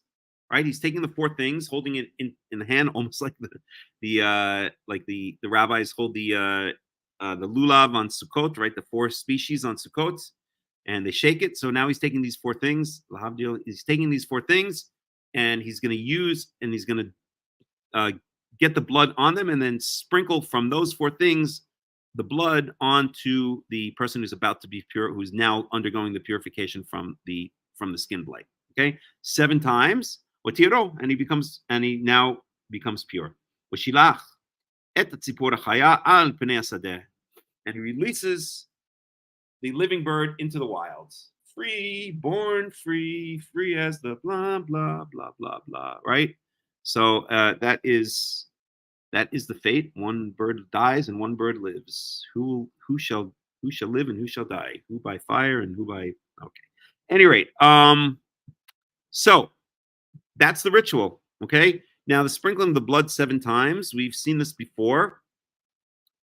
For instance, in the case of was it a chatat? Yes, it was a chatat. Remember the 5 types of sacrifices that we learned in the beginning of the book of Leviticus, which are the olah, the fully burnt or the Holocaust offering, the grain offering, the mincha, the shlamim, the peace offering, the chatat, the purification from inadvertent transgression offering, and the asham, the guilt offering, or the purification, the atonement for guilt offering. And if you remember the first 2 cases of the chatat, this was Leviticus chapter 3 was shlamim, I think 4, if I'm not mistaken. So if you remember the first 2 cases, or the first 2 scenarios of bringing the chatat, of bringing what's usually translated as a sin offering, were when the Kohen Gadol sins inadvertently, or when the entire congregation sins inadvertently. In both cases, blood is taken from the animal. I believe in the case of in the first case, it's a male bull, and the second case it's a female cow, if I remember correctly. At any rate, the blood is taken and then it's placed in a bowl, and then the Kohen Gadol walks into the tent of meeting and into the inner sanctum, or shall we say not the inner sanctum, not where the ark is, but up to the curtain that separates the holy area from the Holy of Holies, and sprinkles the blood 7 times, either on the curtain or in front of the curtain. So we've seen this before, where blood is sprinkled 7 times. Okay, and that's what we see here. And the living bird that has now been dipped into the blood of the dead bird, along with the other 3 substances. What are those 3 substances? Again, it's cedar wood, it's crimson cloth, and it is hyssop. Okay, and hyssop, by the way, so what is hyssop? It's very similar to oregano. So if you know what a live oregano plant looks like, hyssop is very similar. It's from the same family, so that's usually called the mint family. The various herbs in the mint family are hyssop, thyme, mint, basil, oregano, marjoram. There's a plant called za'atar, which is usually understood as a type of thyme, but it's kind of looks a bit more like oregano than thyme. Anyway, that's the hyssop family, or that's the mint family, and hyssop is from the mint family. It basically looks like hyssop. Basically looks kind of like oregano, like a live oregano, not the ground up dry stuff that you get in the store, obviously. Okay, and that free bird is then released. Verse 8. Wachibeis hamitaher et begadao, wa gilach et kol se'aro, ורחץ במים וטהר. So I think Mauricio asked the question, no need of a bath? The answer is yes, there is a need of a bath. Irrefutable lost sheep. Exodus 23:21. Beware of him and obey his voice. Provoke him not, for he will not pardon your transgressions. My name is in him. His holy name is in who? Yeshua is Yehovah. Oh no, here we go. So Dr. Smithers, you're welcome to stay at the study, but we are not believers in Yeshua. We are not believers in Jesus. And in fact, we have a bunch of people here who are former Christians and found their way out of that, and they are about to give you the textual beating of your life. So if you want to stick around for that, that's your decision. But you're about to get it real hard. I can guarantee you. And if you keep it up, I'm going to have no choice to remove you from the study. We do not believe in this bullshit. Yeshua is not Yehovah. He's not Yahweh. He's not God. Okay, it's impossible for God to take on a physical form. That would not make any sense whatsoever. There's no precedence for that anywhere in the entire Tanakh. And if you're going to start bringing me verses about God's eyes and God's ears and God's hands, and God wrestled with Jacob, etc., there's very simple answers for all of that, which I'm not going to get into right now. But please take your idol worship and vamonos, and get out of here. If you want to stay, then this is your first and last warning. But either way, you're probably going to get it from the rest of the people here real soon. So your choice. We don't believe in such nonsense. Okay, Yahweh is outside of space and time. He cannot take on any physical form, and it's just not only is it insanity to think that Yahweh can take on a physical form, but it's more than insanity. It's actually blasphemy, because of anything that takes on a physical form has a beginning, has an end, can do good, can do evil, and it's not possible. Okay, I think I'm just gonna get rid of Dr. Smothers over here. We're gonna smother him. So goodbye. All right, back to reality. So, Mauricio, you asked about, does the person who's now become pure, does he have to bathe himself? Well, it says, let's see what it says here in verse 8. So he washes his clothing, he launders his clothing, and he shaves all the hair off his body, and he bathes himself in water with taher, and afterwards he achieves this state of purity. He gets rid of the cooties. We'll get to that in a second. Okay, but that answers your question. So yes, he has to wash his clothes, he has to shave all the hair off his body, and he has to bathe himself. And remember, since this is a skin disease, right? This is logical. This makes common sense. Since it's a skin disease, it's going to be in contact with his hair on his body. It's going to be in contact with his clothes. All of this stuff has to be purified as well. And not only that, we saw that one of the common symptoms of this skin disease, was white hair within the infected area, right? So just to make sure, I guess, just to get a fresh start, let's put it that way, all his hair off his body has to be shaved. Ew. And I wouldn't want to be the one doing that. Let's put it that way. And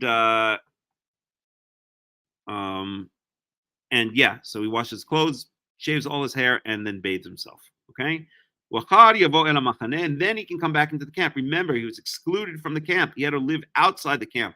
That's where you get the idea of a leper colony, right? All of the people who were leprous, all of the people who had the skin blight, they were not allowed to be inside the camp, because they would cause this disease and the ritual impurity, the cooties associated with it, to spread. So he goes back into the camp, but he stays outside of his tent for 7 days, outside of his house for 7 days. Okay. Why does he stay outside of his house? Well, let's read on a little bit, and then we'll get a little bit of commentary. And on the seventh day,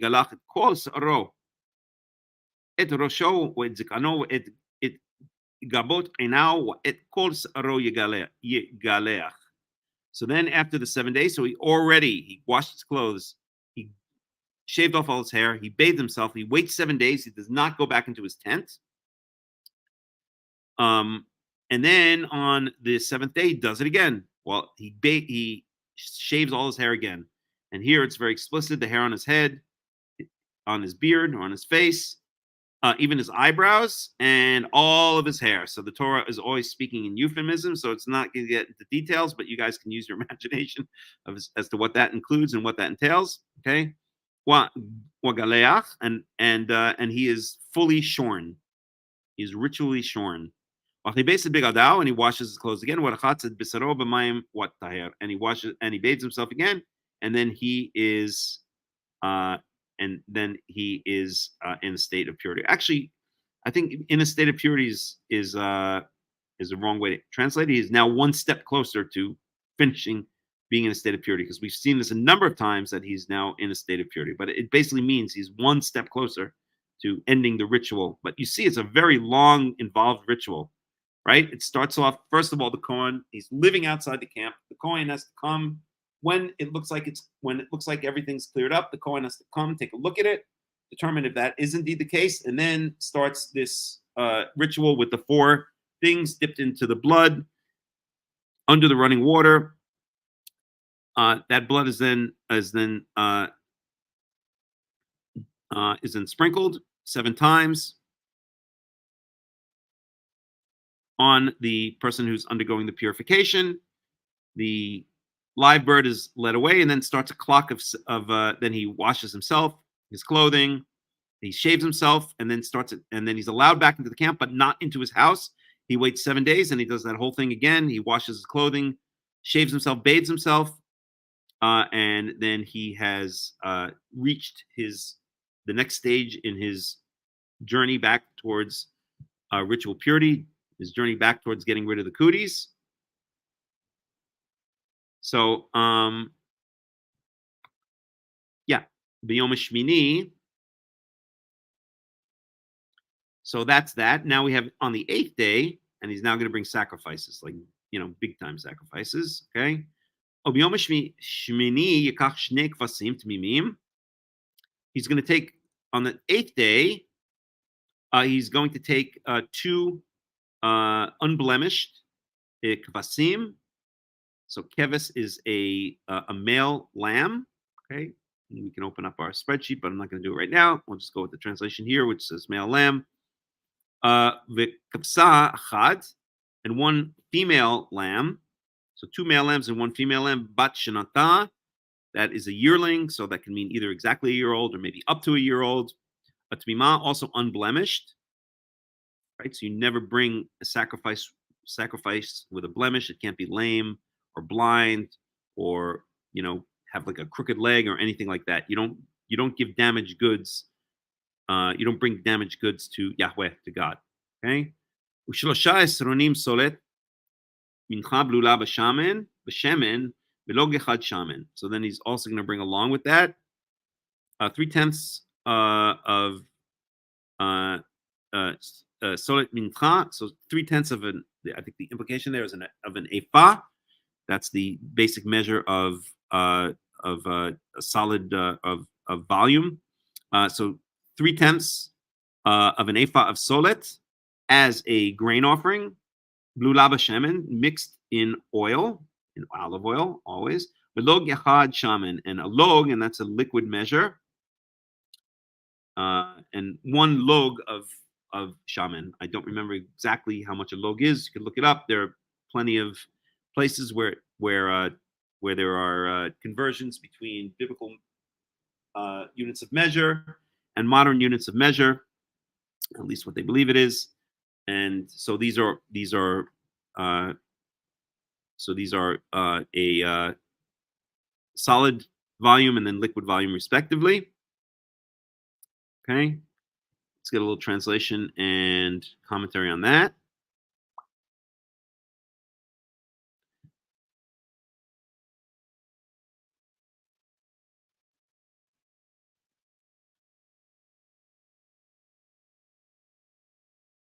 So here's our verse. On the 8th day, he shall take 2 unblemished sheep and 1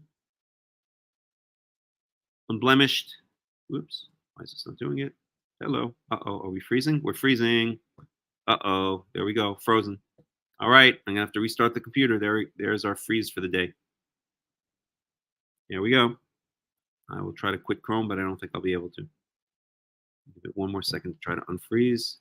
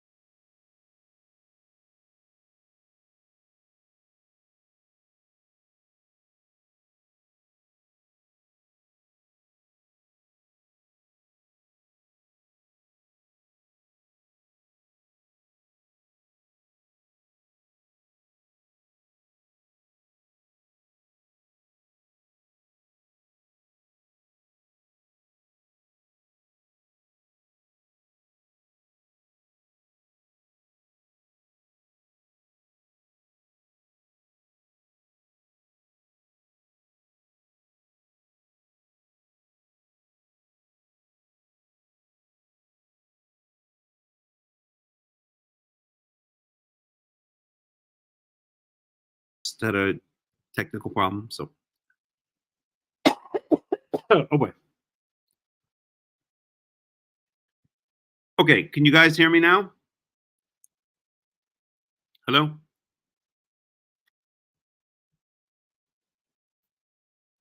Testing 1 2 3. Testing 1 2 3. Yep.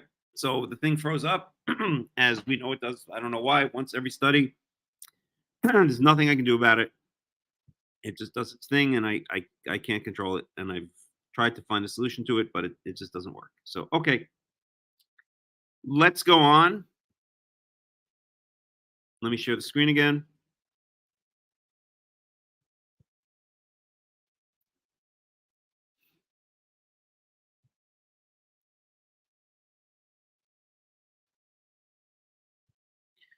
Okay, so where were we? Second.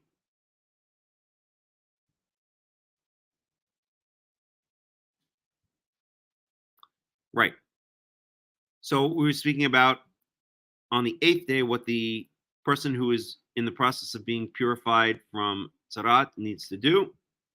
So he has to bring 2 male lambs, 1 female lamb, 3/10 of an ephah of high quality flour mixed with olive oil, and then a log, a certain liquid volume of olive oil. Verse 11. Wa'imir kohen hamitaher et ha'ish hamitaher wa'otam lifnei Yahweh petach ohel moed. So the Kohen who's now doing the purification, hamitaher et ha'ish hamitaher. So one is so the Kohen is doing the purification, stands up or sets up the man who is being purified, the person who is being purified, with otam, and them. What are the them referring to? Referring to the 2 male lambs and the 1 female lamb, and the rest of the rest of the grain offering. Before Yahweh petach ohel moed, at the entrance to the tent of meeting. We know that this phrase, the entrance to the tent of meeting, means in the courtyard of the tabernacle. That is a euphemism, or that is an idiom, which means at the entrance. At the courtyard of the tabernacle. Okay, so again, we can bring up our usual picture. Map of tabernacle. I think this is the one we usually use, so good enough. My tabernacle.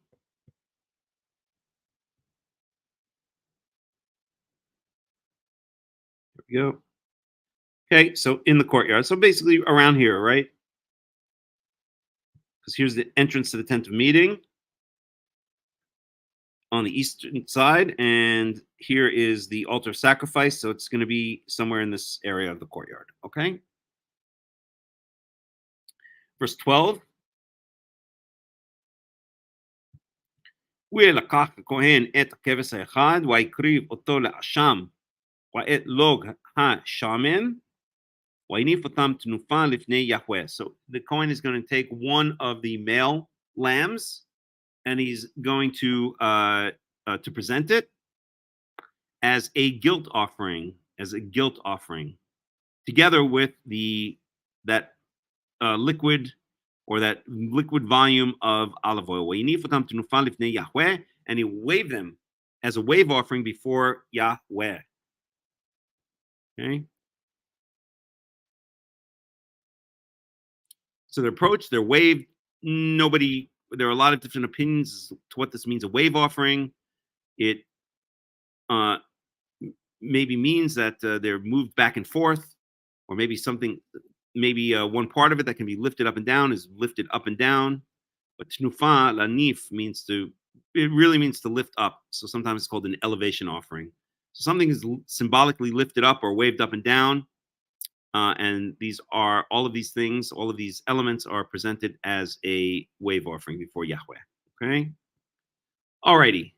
So let's just make sure everything's set up here. And let's get a little commentary on that. So that's verse 12. Oops, I gotta redo this. So where were we? I think we're page 951.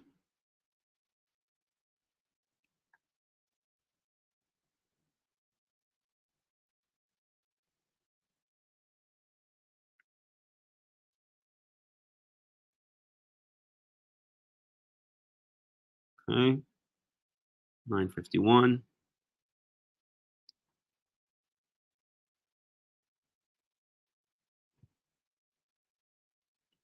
We'll go down to the commentary part. So we're in verse 12. Let's see if there are any interesting commentaries here.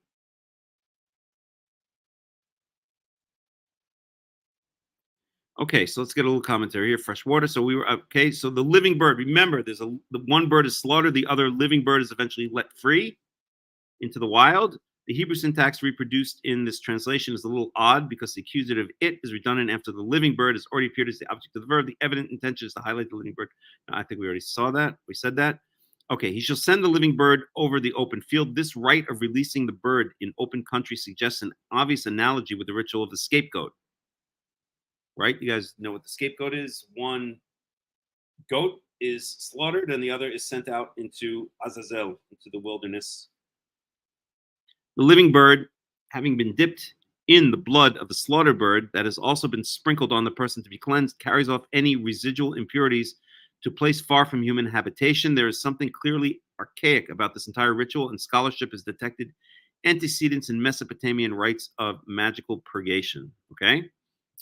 Verse 9, remember, he shaves his body twice. So in verse 9, this is the second time he's shaving his body. The last seemingly redundant. Why is this doing this? Thank you. No. The last seemingly redundant. Oh, jeez. 1 second. The last seemingly redundant phrase probably indicates that he is to shave all his body hair, the chest, the legs, and the pubic area. Such total removal of hair was otherwise abhorrent in ancient Israel, but in this instant, it is enjoined as an expression of the encompassing thoroughness of the cleansing process. Okay, fair enough. 3/10 of semolina, flour. The ellipsis, meaning the shortened form, or what the missing word here is for 3/10 of an ephah, which is what we mentioned. A dry measure roughly equivalent to 19 liters. So here we have some actual measurements. Okay. Oops. So 19 liters of fine flour, of high quality flour. It's a lot. And 1 1/4 cups. And how many loaves were there?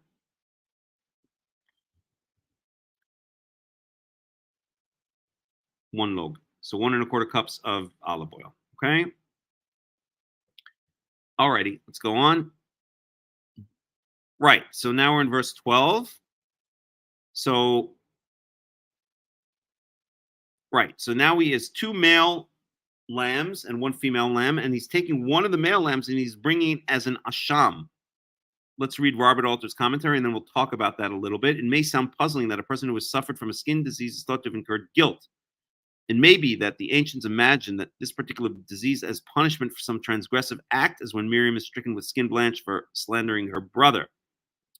So remember, the asham, the guilt offering, is one of the 5 basic forms of guilt. Of offerings, and it's covered in Leviticus chapter 7, if I'm not mistaken, thereabouts. And let's just bring up our spreadsheet for a second and talk a little bit about the guilt offering and why it might be appropriate in the purification process of the person who is being cleansed from tzara'at.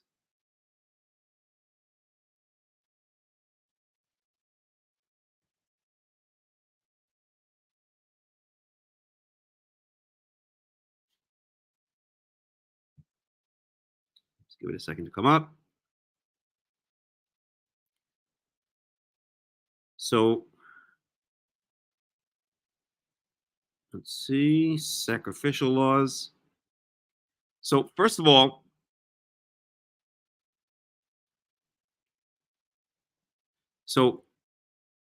there were 2 types of guilt offerings. Okay. One, and it always seemed to have to do with some kind of financial transgression. One was inadvertent financial transgression against the temple, against the tabernacle, and the other was deliberate financial transgression against another human being. Okay, so what does this have to do here? I don't know. I'll be 100% honest.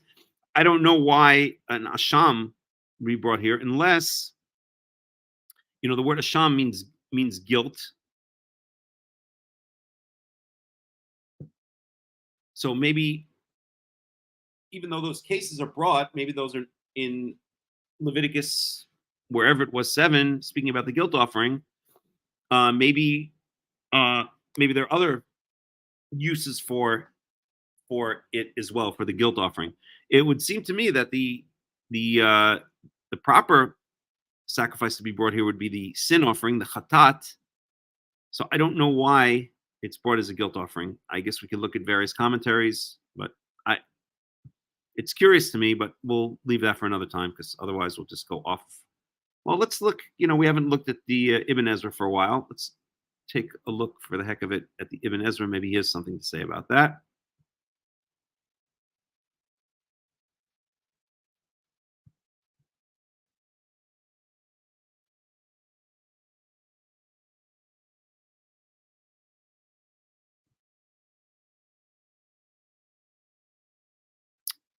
Okay, so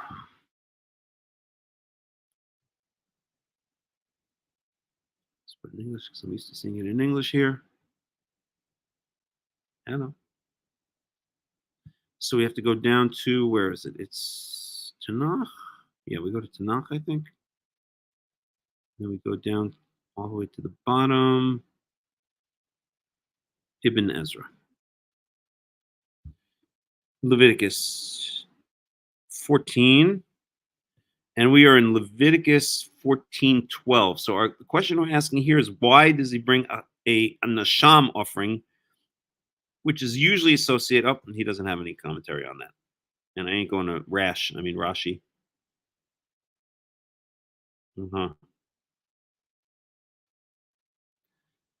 Okay, so he doesn't have any commentary on that. We could look. Well, Milgram is just too complicated.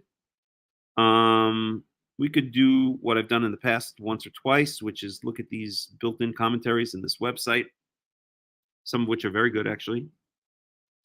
So Leviticus 14, and we are in verse 12.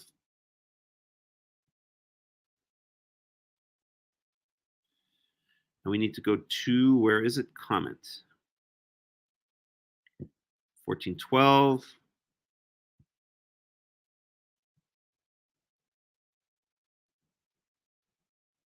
So Ellicott's commentary for English readers says, a trespass offering, a guilt offering. As leprosy was a divine punishment for sin, the restored leper had to bring expiatory sacrifices. There is, however, a striking difference in the ritual of the leper's trespass offering and the ordinary trespass offering described in Leviticus 5:6. In the case before us, not only did oil accompany it, but both the trespass offerings and the oil were waived by the priest, which did not take place on any other occasion in connection with the trespass offering and sin offering. Indeed, in no other case was the entire victim waived before the Lord. So we mentioned that it's a tnufa, right? That it's waived or lifted up, sometimes translated as an elevation offering, but that still doesn't answer why is it an asham, a guilt offering, rather than, let's say, chatat.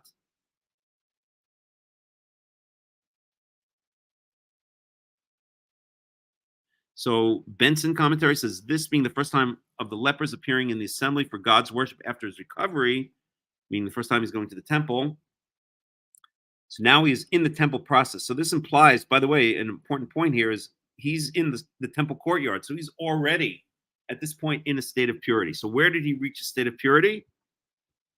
Okay, at the end of that 7-day period where he again shaved himself and washed his clothes and bathed himself with taher. He reached at this point a state of ritual purity. Okay? It would seem, because it also says taher for the first time he shaved himself. But certainly by the second time he bathes, shaves, and washes his clothes, he's now back. He's gotten rid of the cooties. He's back in a state of ritual purity. And that's the only reason that on the 8th day, the following day, you have to wait to the evening after you do these things, even though it's not said here. That's the implication, I would say. And so on the 8th day, then he's able to now to bring these sacrifices to the temple courtyard. He's now allowed back into the temple courtyard. Remember, you're not allowed in the temple courtyard if you are not in a state of ritual purity. You're not allowed to, in the temple courtyard, you're not allowed to deal with any of the things that are dedicated to the temple. And when I say temple, it always means temple/tabernacle. Shabbat shalom. Marianana Miknana Banana. Banana Mana Phone Fana. Welcome. Glad to see you here. Okay. So okay, so this commentary doesn't explain why it's a guilt offering, a sham rather than a chatat, but we'll just read it. Well, he tries to explain maybe. It's proper he should pay this public testimony of homage and gratitude to his deliverer, beginning with an act of humiliation for sin, which is the source of all those pains and diseases. Okay, so that's kind of more like a preachy answer. Now look at this one for a second. Matthew Henry's concise commentary, which doesn't look very concise, but okay. To be presented before the Lord, here we go. The Christ stuff. Okay. Next, Barnes notes on the Bible.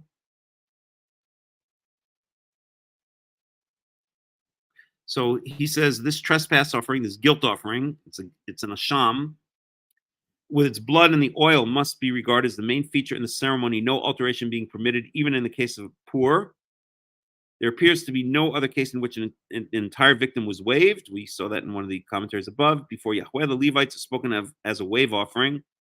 The man in this case, represented by his trespass offering, was dedicated as a wave offering in a like manner. We'll read one more. Jemison Fawcett Brown Bible commentary. On the 8th day, you shall take 2 he-lambs without blemish and 1 ewe-lamb of the first year without blemish. The purification of the leper was not completed till the end of 7 days after the ceremonial of the birds, which we read above, and during which to come into the camp, he had to tarry abroad out of his tent. He was allowed into the camp for those first 7 days back, but he was not allowed into his house. Okay? From which he came daily to appear at the door of the tabernacle with the offerings required. He was presented before the Lord by the priest that made him clean, and hence it has always been reckoned among pious people the first duty of a patient newly restoring from a long and dangerous sickness to repair to the church to offer his thanksgiving. Okay? Where his body and soul, in order to be blah, blah, blah, whose blood, blah, blah, blah. Okay, one of the lambs is for trespass offering. Okay, so here's the question we want to answer. Why is it an asham, or what we usually translate as a guilt offering? They're translating here as a trespass offering. One of the lambs was for a trespass offering, which was necessary from the inherent sin of his nature or from his defilement of the camp by his leprosy previous to his expulsion, and it is remarkable that the blood of the trespass offering was applied exactly the same particular manner to the extremities of the restored leper. Wait, just let me see one thing here. Oh, I'm looking at the wrong verse. It's not 12, it's 10. Oh, so the other one is brought as a, okay, the other one is brought as, no, that's also in the Sham Lakacha Kohen, in the Keves Echad. Wait, oh,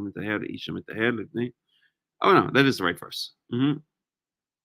Yeah, I'm sorry, it is the right verse. I just had the wrong one highlighted. V'nifotam t'nufal lifnei Yahweh. So it is talking about that verse. And it is remarkable that the blood of the trespass offering was applied exactly in the same particular manner to the extremities of the restored leper as that of the ram in the consecration of the priest, Leviticus 8:23. The parts sprinkled with this blood were then anointed with oil, a ceremony which is supposed to have borne the spiritual import. Okay, we're getting a little bit afield here. So it doesn't really answer my question, because now we should be experts in the 5 types of sacrifices, right? The burnt offering, the grain offering, the peace offering, the sin offering, the guilt offering. And we saw that the guilt offering, which is spoken about in Leviticus 7 or so. No, maybe it's a little bit before 5.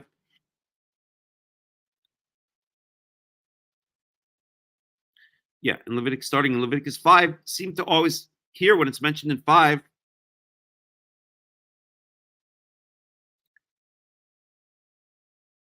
It seemed to be related to some kind of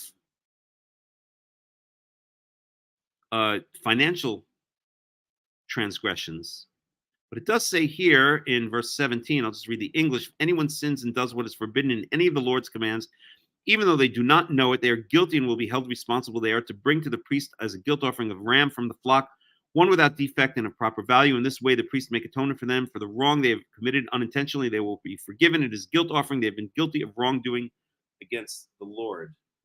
So that's a more general use of it. So, yeah.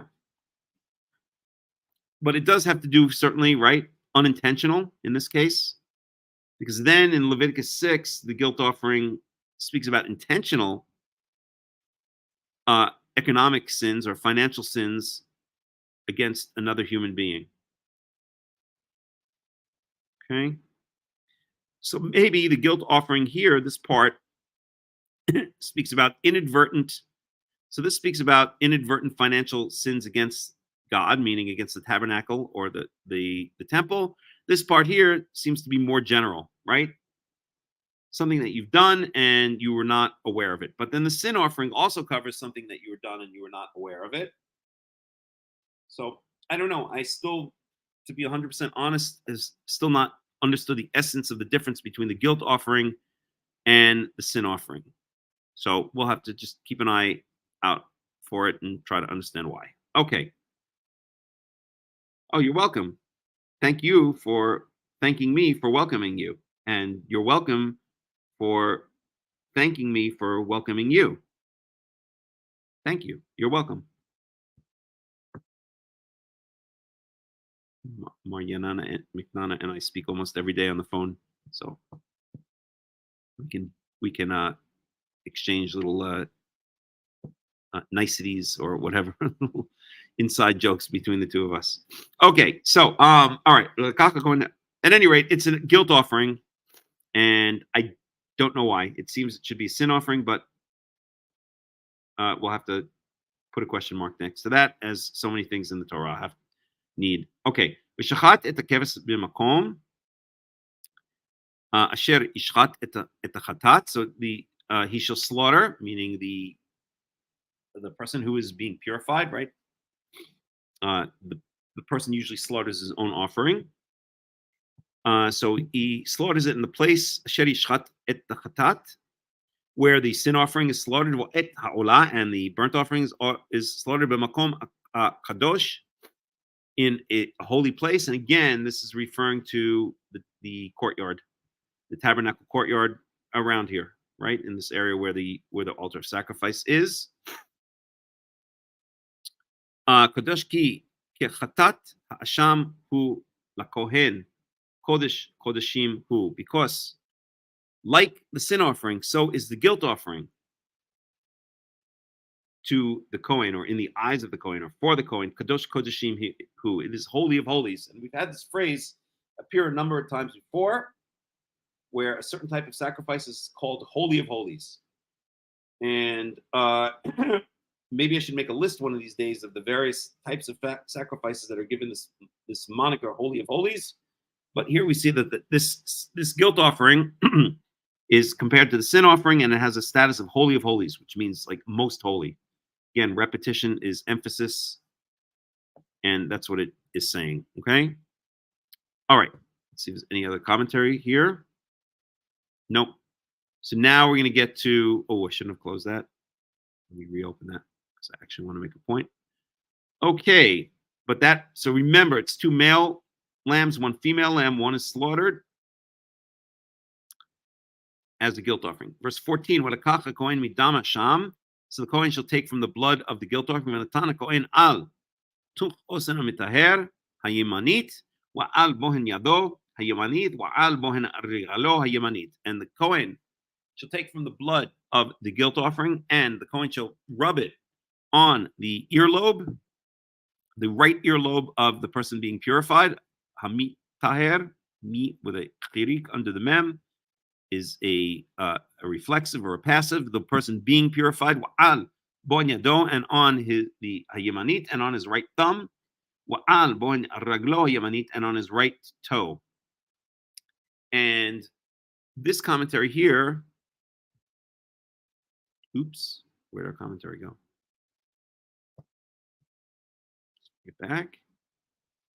So on verse 12. commentary was it?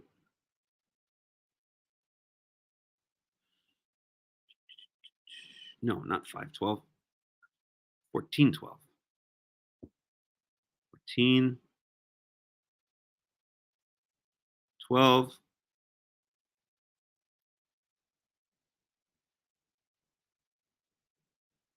Which was it? Was it this? Yeah. So this commentary called the Jemiasun Fawcett Brown Bible Commentary makes a very interesting point. The parts sprinkled with this blood, so we saw it's the right earlobe, the right thumb, and the right toe, were then anointed with oil. Oh, I'm sorry, didn't want to read that part. Oh, where was that? It was up above. No, it was here. Let me just find it for a second. Fireman, it is remarkable that the blood of the trespass. Here we are. Okay, it is remarkable that the blood of the trespass offering was applied in exactly the same particular manner to the extremities of the restored leper as that of the ram in the consecration of the priests. So when the priests were consecrated in Leviticus 8:23, we can look at that very briefly. Blood was also rubbed on the priests.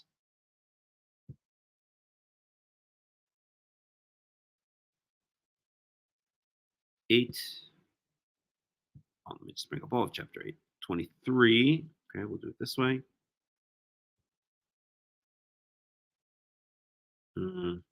That's commentary. NIV. Okay. So this is when Aaron and his sons, when the Kohanim are ordained. And so it says Moses slaughtered. This is the ordination of the Kohanim. Moses slaughtered the ram and took some of its blood and put it on the lobe of Aaron's right ear, on the thumb of his right hand, and on the big toe of his right foot. And the same with his sons. And there's another point that's important here. I can find it.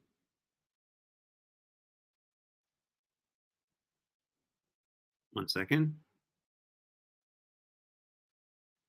The part of the kidneys and their fat. The ram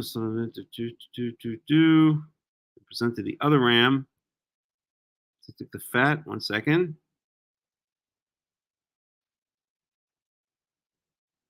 One second. I can't find it, but it was mentioned in one of the commentaries. Let's see if I can find it. That the priests, when they were inaugurated, let me just find it for a second. Offering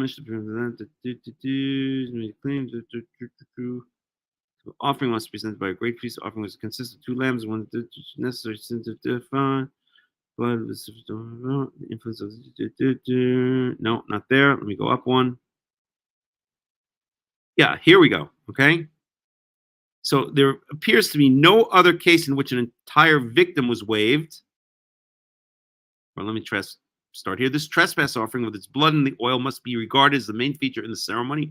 No alteration being permitted, even in the case of the poor. There appears to be no other case in which an entire victim was waived before Yahweh. The Levites are spoken of as a wave offering in Numbers 8:11-15. The man in this case, represented by his trespass offering, was dedicated as a wave offering in like manner. So let me just clarify here that what's going on, or what I'm trying to say here. Okay, we have a situation where, if you remember,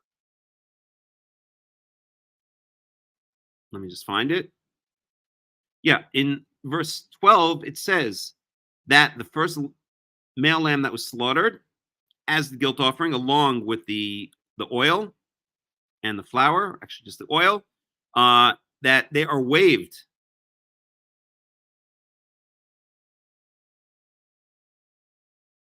One second. So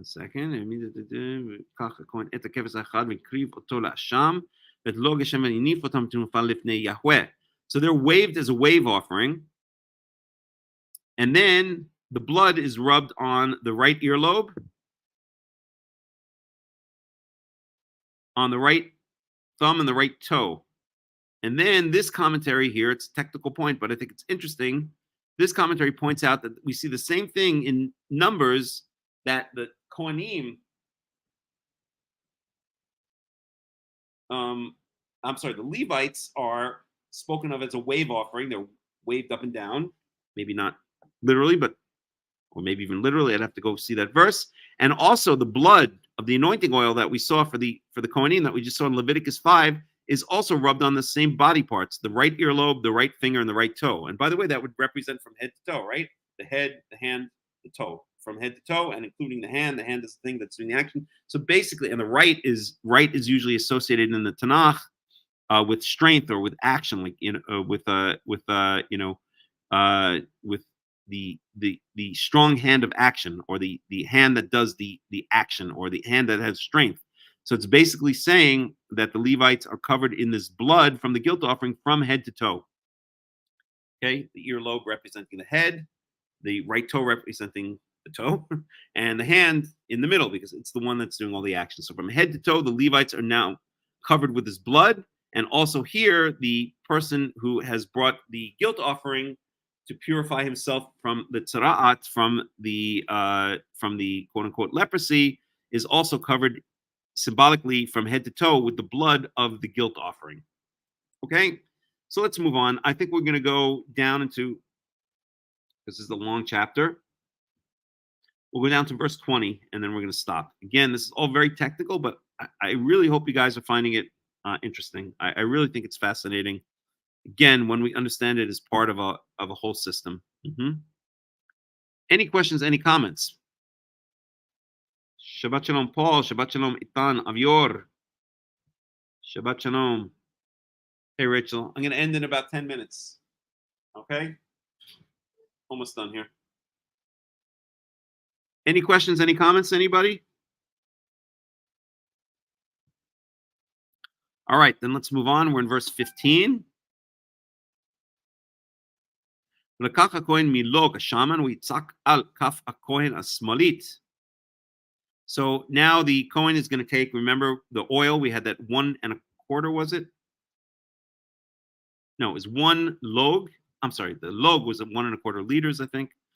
So he's going to take that oil, that olive oil, and pour it on the, and anoint the left hand or the left palm of the Kohen. So the blood goes on the right side, the earlobe, the thumb, the right thumb, and the right toe, and the oil gets poured over the left hand, not of the Kohen, I'm sorry, of the person who's being purified from the tzara'at, from the skin blight, and so he's being anointed. That's the definition of being anointed, is having oil poured over you. Okay, usually it's over the head, so maybe it's not technically being anointed, but similar idea. Verse 16, with Taval, Kohen et etzba'o hayamanit min hashemen. So the Kohen dips his right finger, which I mean I would assume means the pointer finger from the right hand. Min hashemen asher al kapo asmolit.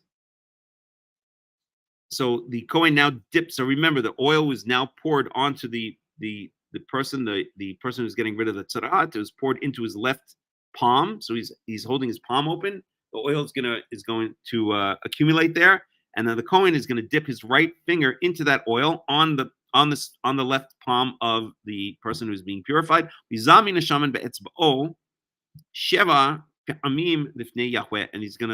going to sprinkle that oil 7 times before Yahweh.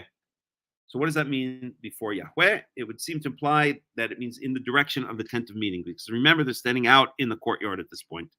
I don't think there's any indication that he is going to go inside, having that oil dripping from his finger inside to the holy area and sprinkle it against the curtain. It would say so explicitly.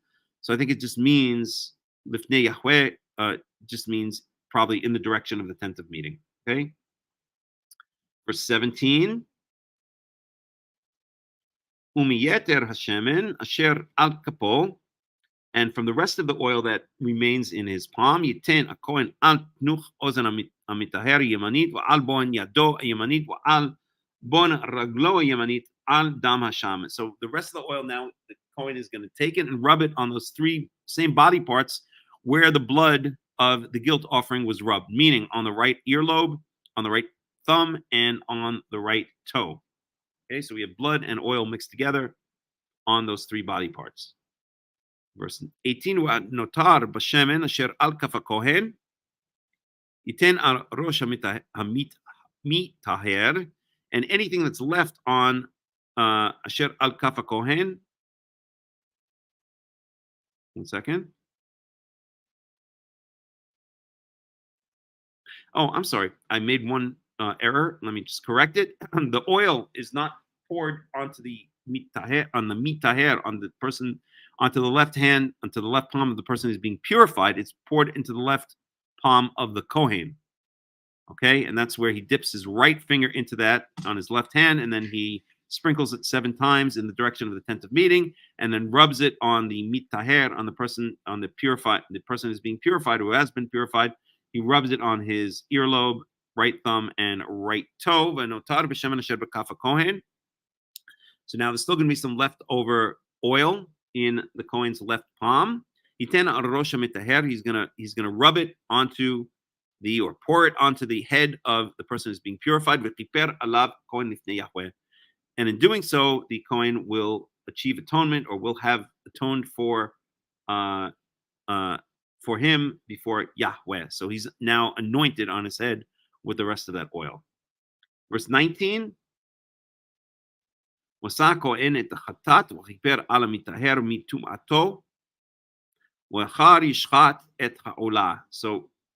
now he's going to make a sin offering, and then he's going to bring a fully burnt or a Holocaust offering, and that the implication there would be that that's with the 2 remaining lambs, right? There was 1 more male lamb and 1 more female lamb.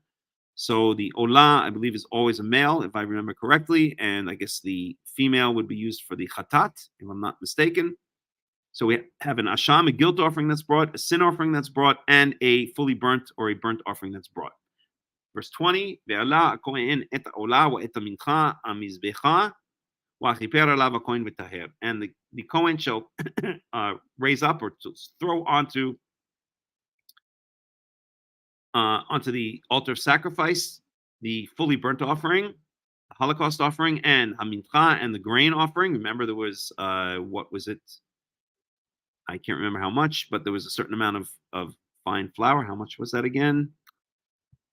3/10 of an ephah, and that's now thrown onto the altar of sacrifice, and it's going to go up in flames, obviously, right? Because the altar of sacrifice always has a fire going on it. And the Kohen will, in doing so, have atoned for the person, and he has now reached the state of ritual purity. Okay? And then we go into a situation that if the person is not wealthy enough to afford the 3 lambs, the 2 male lambs and the 1 female lamb that's required, then he, as we saw in the past, he can bring a less expensive sacrifice. Okay, let's see. Should we go down to the end of this? Yeah, maybe so. Maybe so. We'll go another 5 minutes. So we can just finish off that that entire topic. So let's read a little bit of Robert Alter's commentary. So earlobe, thumb, big toe. He's going to give you an explanation of why those 3 things are what the blood and then the oil is rubbed on. The ritual works by sinik doche. I'll explain what that means in a second. From the protrusion of the head of the earlobe to the protrusion of the hand and foot, all on the governing right side. The person being cleansed is symbolically covered with blood, the blood of the guilt offering, from head to toe without actually immersing in it. So we basically said that, right? One is sinekdoche. Sinekdoche means where a part represents a whole, or a whole represents a part. In this case, the part is representing the whole. The part being the blood that's rubbed on the earlobe, the right thumb, and the right toe. It's representing as if the blood is rubbed all over the body, but as we said, from head to toe, right? We spoke about this, and we spoke about why the right side. So we said that's the side of strength, or the side of action, and Robert Alter alludes or points out, makes that same point by saying it's the governing right side, right? The dominant right side, I guess you could say. Okay, so no reason to go into that anymore. Basically reiterating what we spoke about before. So from the rest of the oil, the priest shall put on the right earlobe. The two purgative substances dominating the right are blood and oil, to which one may add the fresh water of the preceding ritual of the two birds. Blood belongs to the animal kingdom, olive oil to the vegetable kingdom. Blood as the life substance has purgative force. Oil elsewhere used for anointing the sacralia, I hope I'm pronouncing that word, it means the sacred things, has both consecrating and purgative power. Here, both the blood and the oil are part of the sacrifice, okay? And if he is poor, so that's what we're up to right now, and I'll just read this commentary. As with other kinds of sacrifice, special provision for less costly offering is made for the person of limited means whose hand cannot attain or reach out, manage to bring the stipulated sacrifice. And the rabbis call these types of sacrifices the korban olev yored, an up and down sacrifice, or a variable scale, a varying scale sacrifice, and that's what we see right here. Okay, so we'll read through this, and I'll try to go through it quickly without too much commentary. It's just that some of the things are replaced. So up above, we have 2 male lambs and 1 female lamb. Lambs are expensive.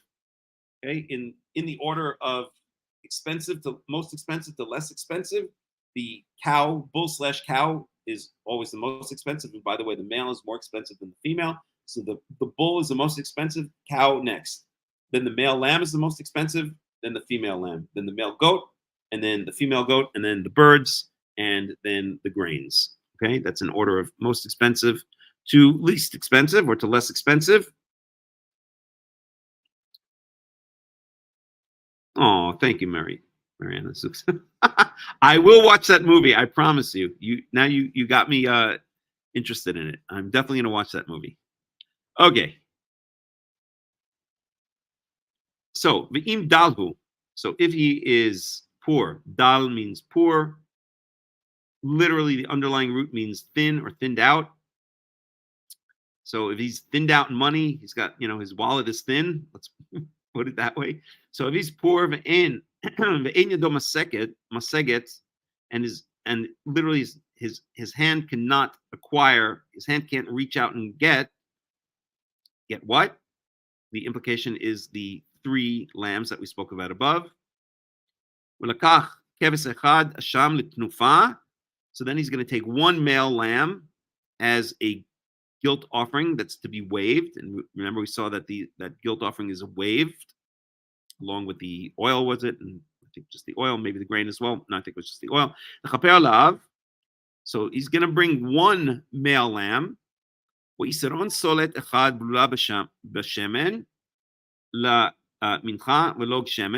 going to bring it along with. So instead of, we saw above 3/10 of an ephah of high quality flour, now he only has to bring 1/10 of an ephah. Balul b'shemen lemincha v'log shemen, and that's gonna be mixed with olive oil, and he also has to bring his log of oil. But instead, so the first is the same.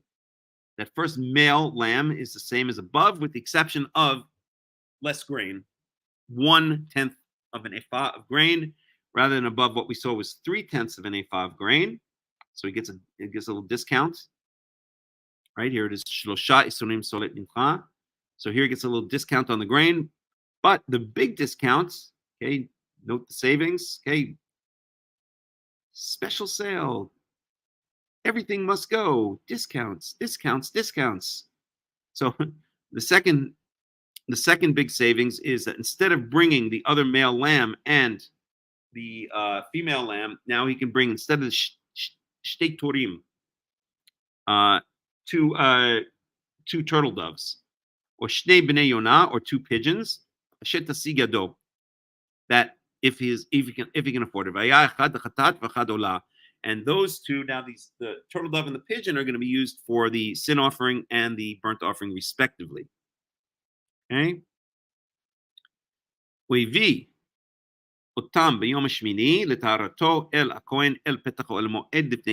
he shall bring these, meaning the male lamb, the discounted 1/10 of an ephah of flour instead of 3/10, and the discounted turtle dove and pigeon instead of the other male lamb and the female lamb, is going to bring them on the 8th day. So it's that same ritual, right? That 8th day ritual after. Remember, when he's being purified, he washes, bathes, and shaves, comes back into the camp, waits 7 days in the camp, but outside his own home. He cannot go into his own house, his own tent. Then he does that again, washes, bathes, and shaves.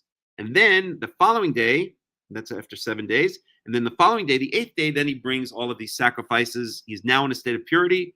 How do we know that? Otherwise, he would not be able to bring sacrifices. He would not be able to approach, to enter the courtyard of the tabernacle if he were not already in a state of purity. So he's now reached a state of purity, but now, he's got to atone for whatever guilt, sin. He's got to bring his sacrifices to basically, finish off the atonement process. But he already is in a state of ritual purity. Okay. So he brings it up at the Chol Moed to the entrance of the tent of meeting, which we saw is an idiom, or not an euphemism, but an idiom for the temple courtyard, Lifnei Yahweh. Verse 24, V'lakach hakohen et keves hasham, lo geshamen, v'yinif otam hakohen tnufa lifnei Yahweh. So the Kohen shall now take that male lamb, that one lamb that he has to bring, as the guilt offering, and the log, again, volume, measure of liquid volume of oil, of olive oil, and he's going to wave them as a wave offering before Yahweh. So it's still a wave offering. Verse 25. And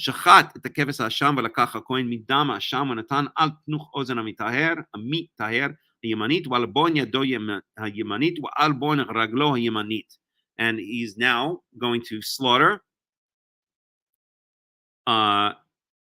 and I think this means the person, not the Kohen himself. Yes.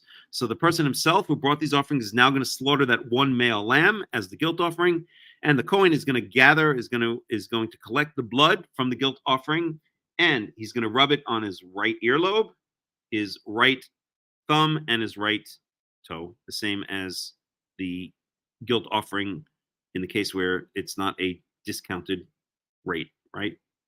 A 25% off get out of leprosy card. Okay, verse 26. Umin hashemen yitzok hakohen al kaf hakohen smolit.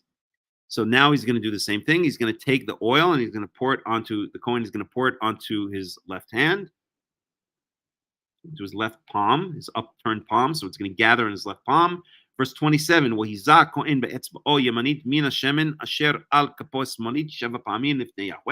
So again, he's now going to, same as above.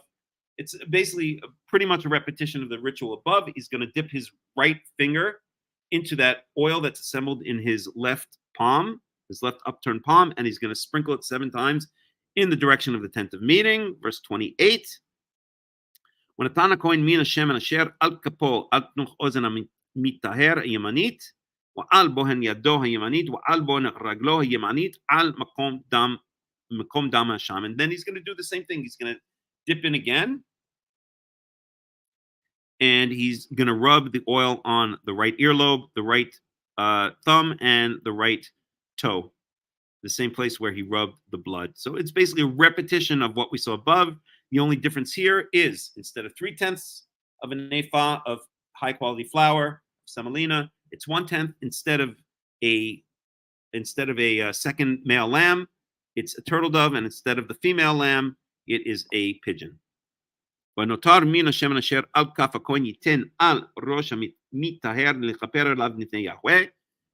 whatever is still is now he's going to take whatever's left over. The Kohen is going to take whatever's left over in his left palm, and he's going to pour it onto the head of the person who's being purified. Again, the same as above. It's almost repetition, word for word. In fact, if we checked it, it would probably be exactly word for word.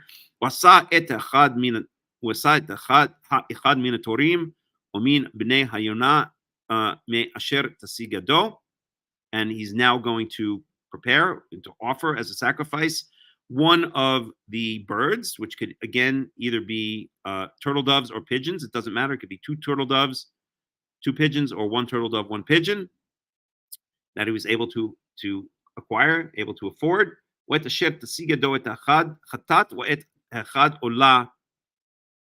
Stop right there. So one of them that he was able to purchase, he's going to use as a sin offering, and one as a burnt offering, just the same as we saw above with the male lamb and the female lamb. Now instead, he's going to use 1 bird for the sin offering and 1 as the burnt offering, the fully burnt offering, the Holocaust offering, ala mincha, together with the grain offering, which again was the 1/10 of an ephah of high quality flour mixed with olive oil. And in doing so, the Kohen will have uh, achieved atonement for the person who's being purified before Yahweh. And I'm translating this very deliberately. Really, what it says, if you were to read it in the way that's usually translated, Kohen, and the Kohen will atone for the person being purified lifnei Yahweh. But the implication is really the Kohen will have, in doing so, at that point, achieved atonement or atoned for the person being purified. And that has to do with the way tenses, or it's not even a tense, it's not a mood, I forgot the technical term, but it doesn't matter. There's the future, which is really the imperfect, can express a lot of different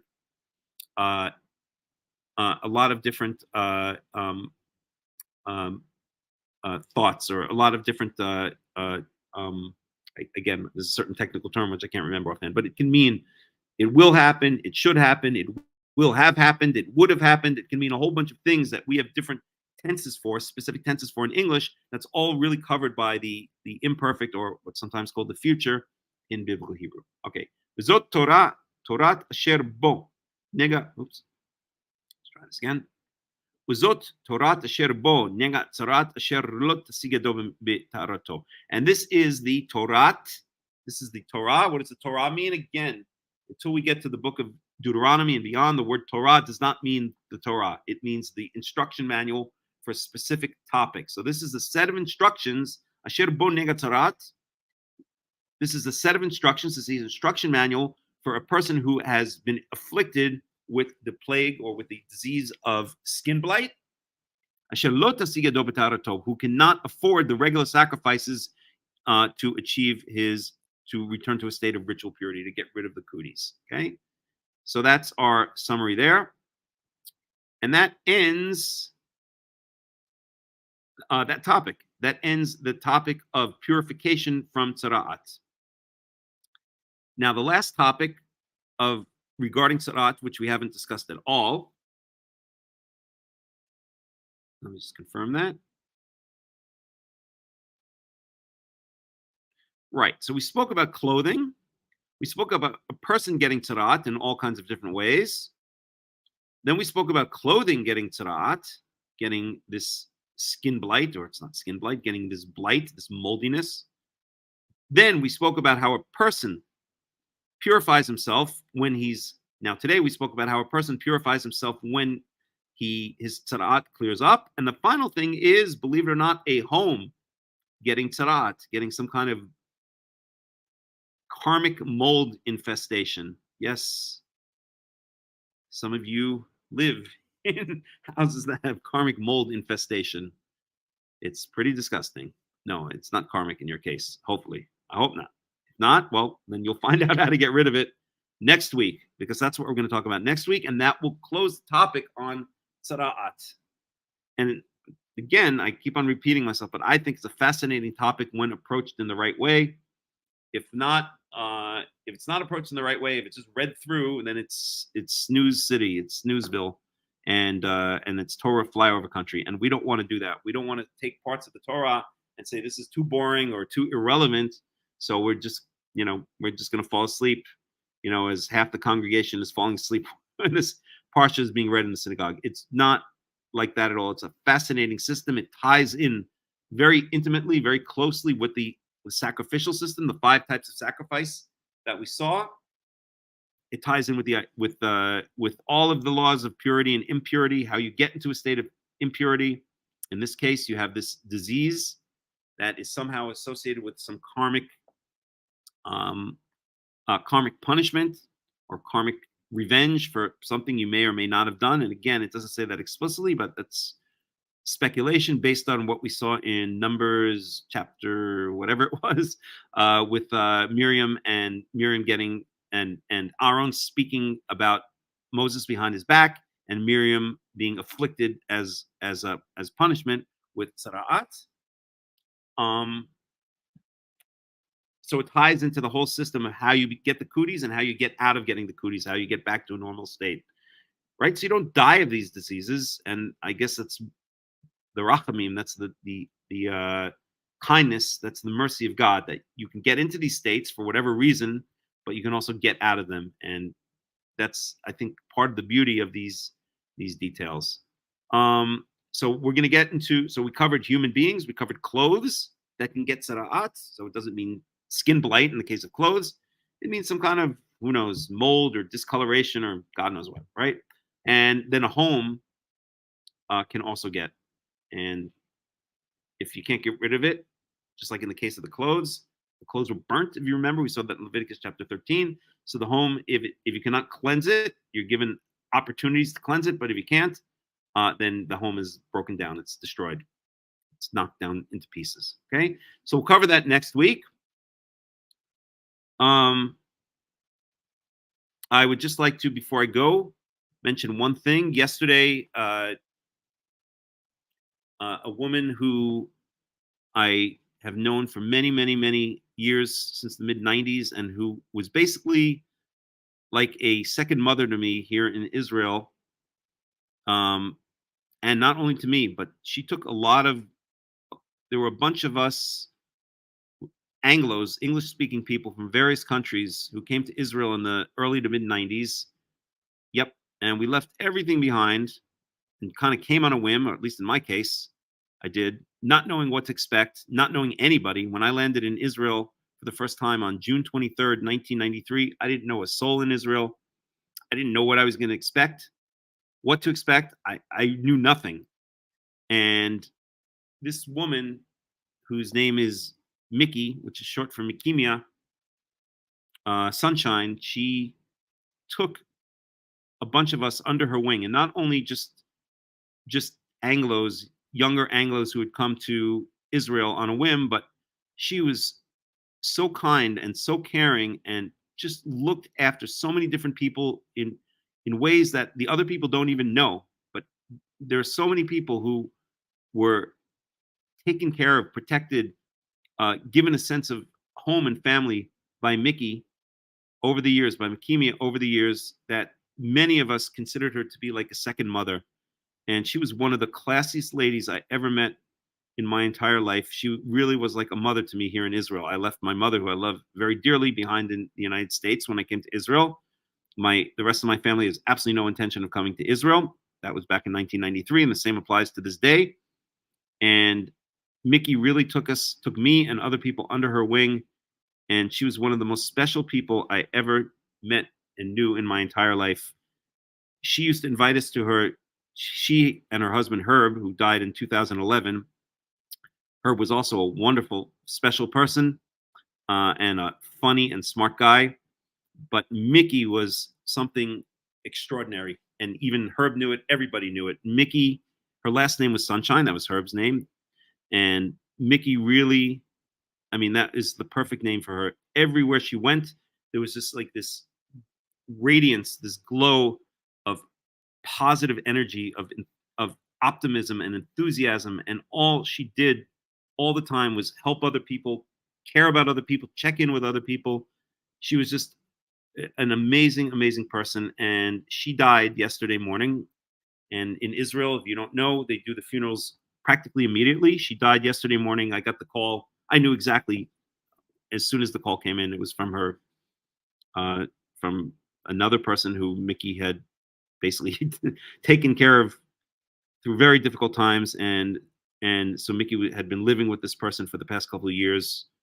Also a very special person. But I knew as soon as I got the call from this person named Liz, I knew exactly what it was. I knew Mickey had died. I didn't even have to answer the phone call, and I knew already because she was already pretty much on her deathbed. I visited her.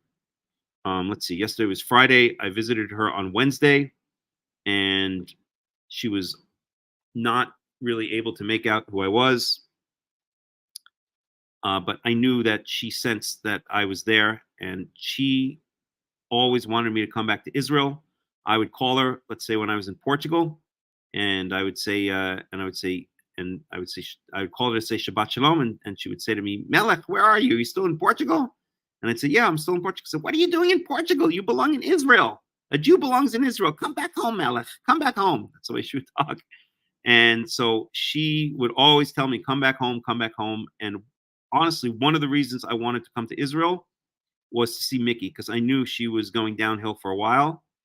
And I knew I needed to see her before she died. And as Yahweh's fate had it, she died 2 days after I saw her for the last time. She was very frail. It was clearly a woman who was on her deathbed. I mean, there was no doubt about it. And I called another very close friend of mine who had also, who Mickey had also taken under her wing, and he visited her the next day.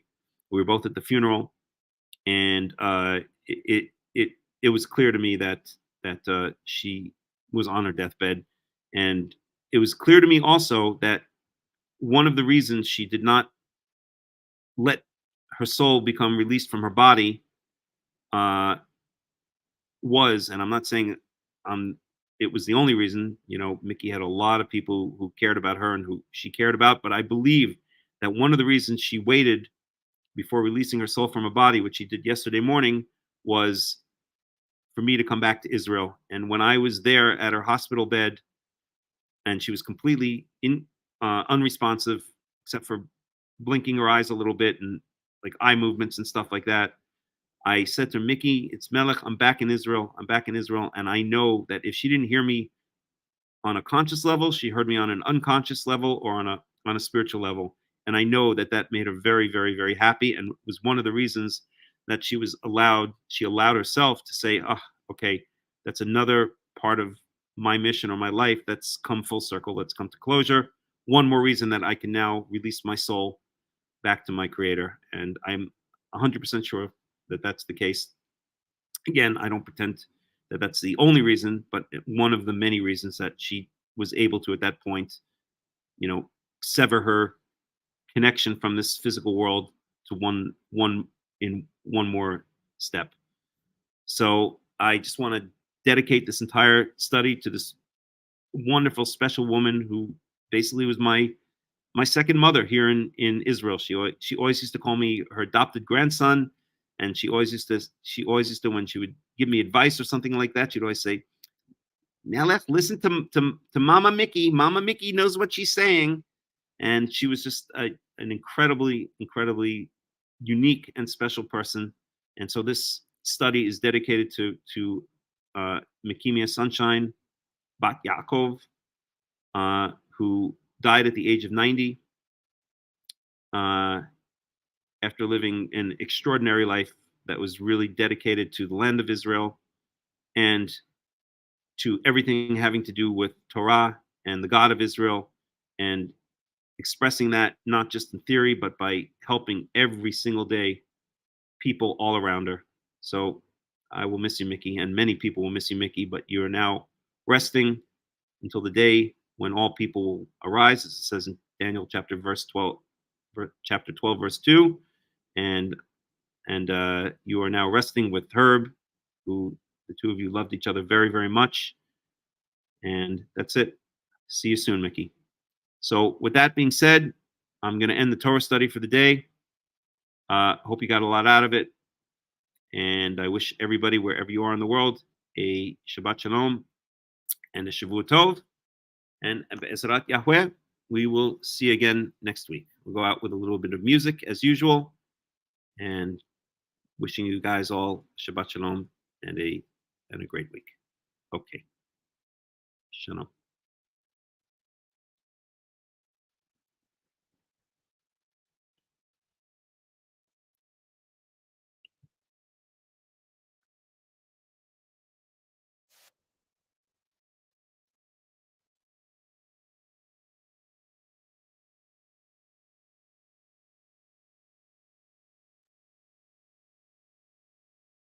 Da da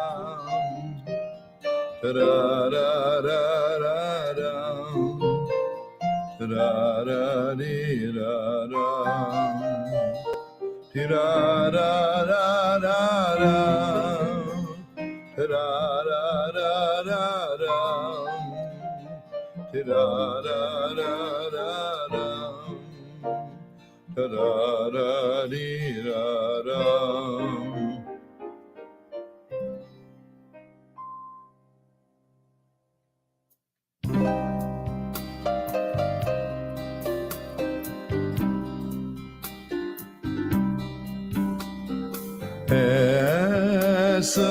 Esainai Eleho Babadim Meyayin Yoba Yazri Esainai Eleho Babadim Meyayin Yoba Yazri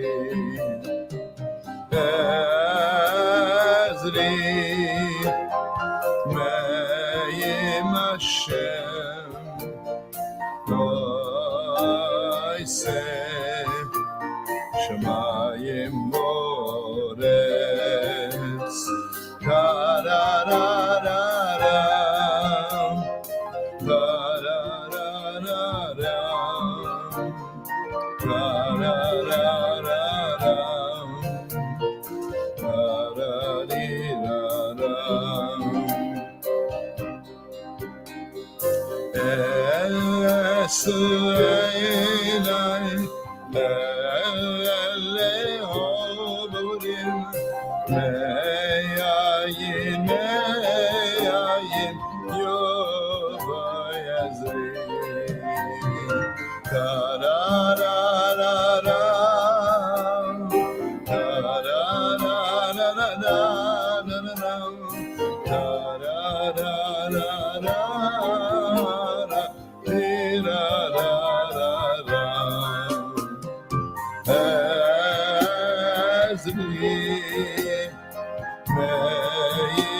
Hashem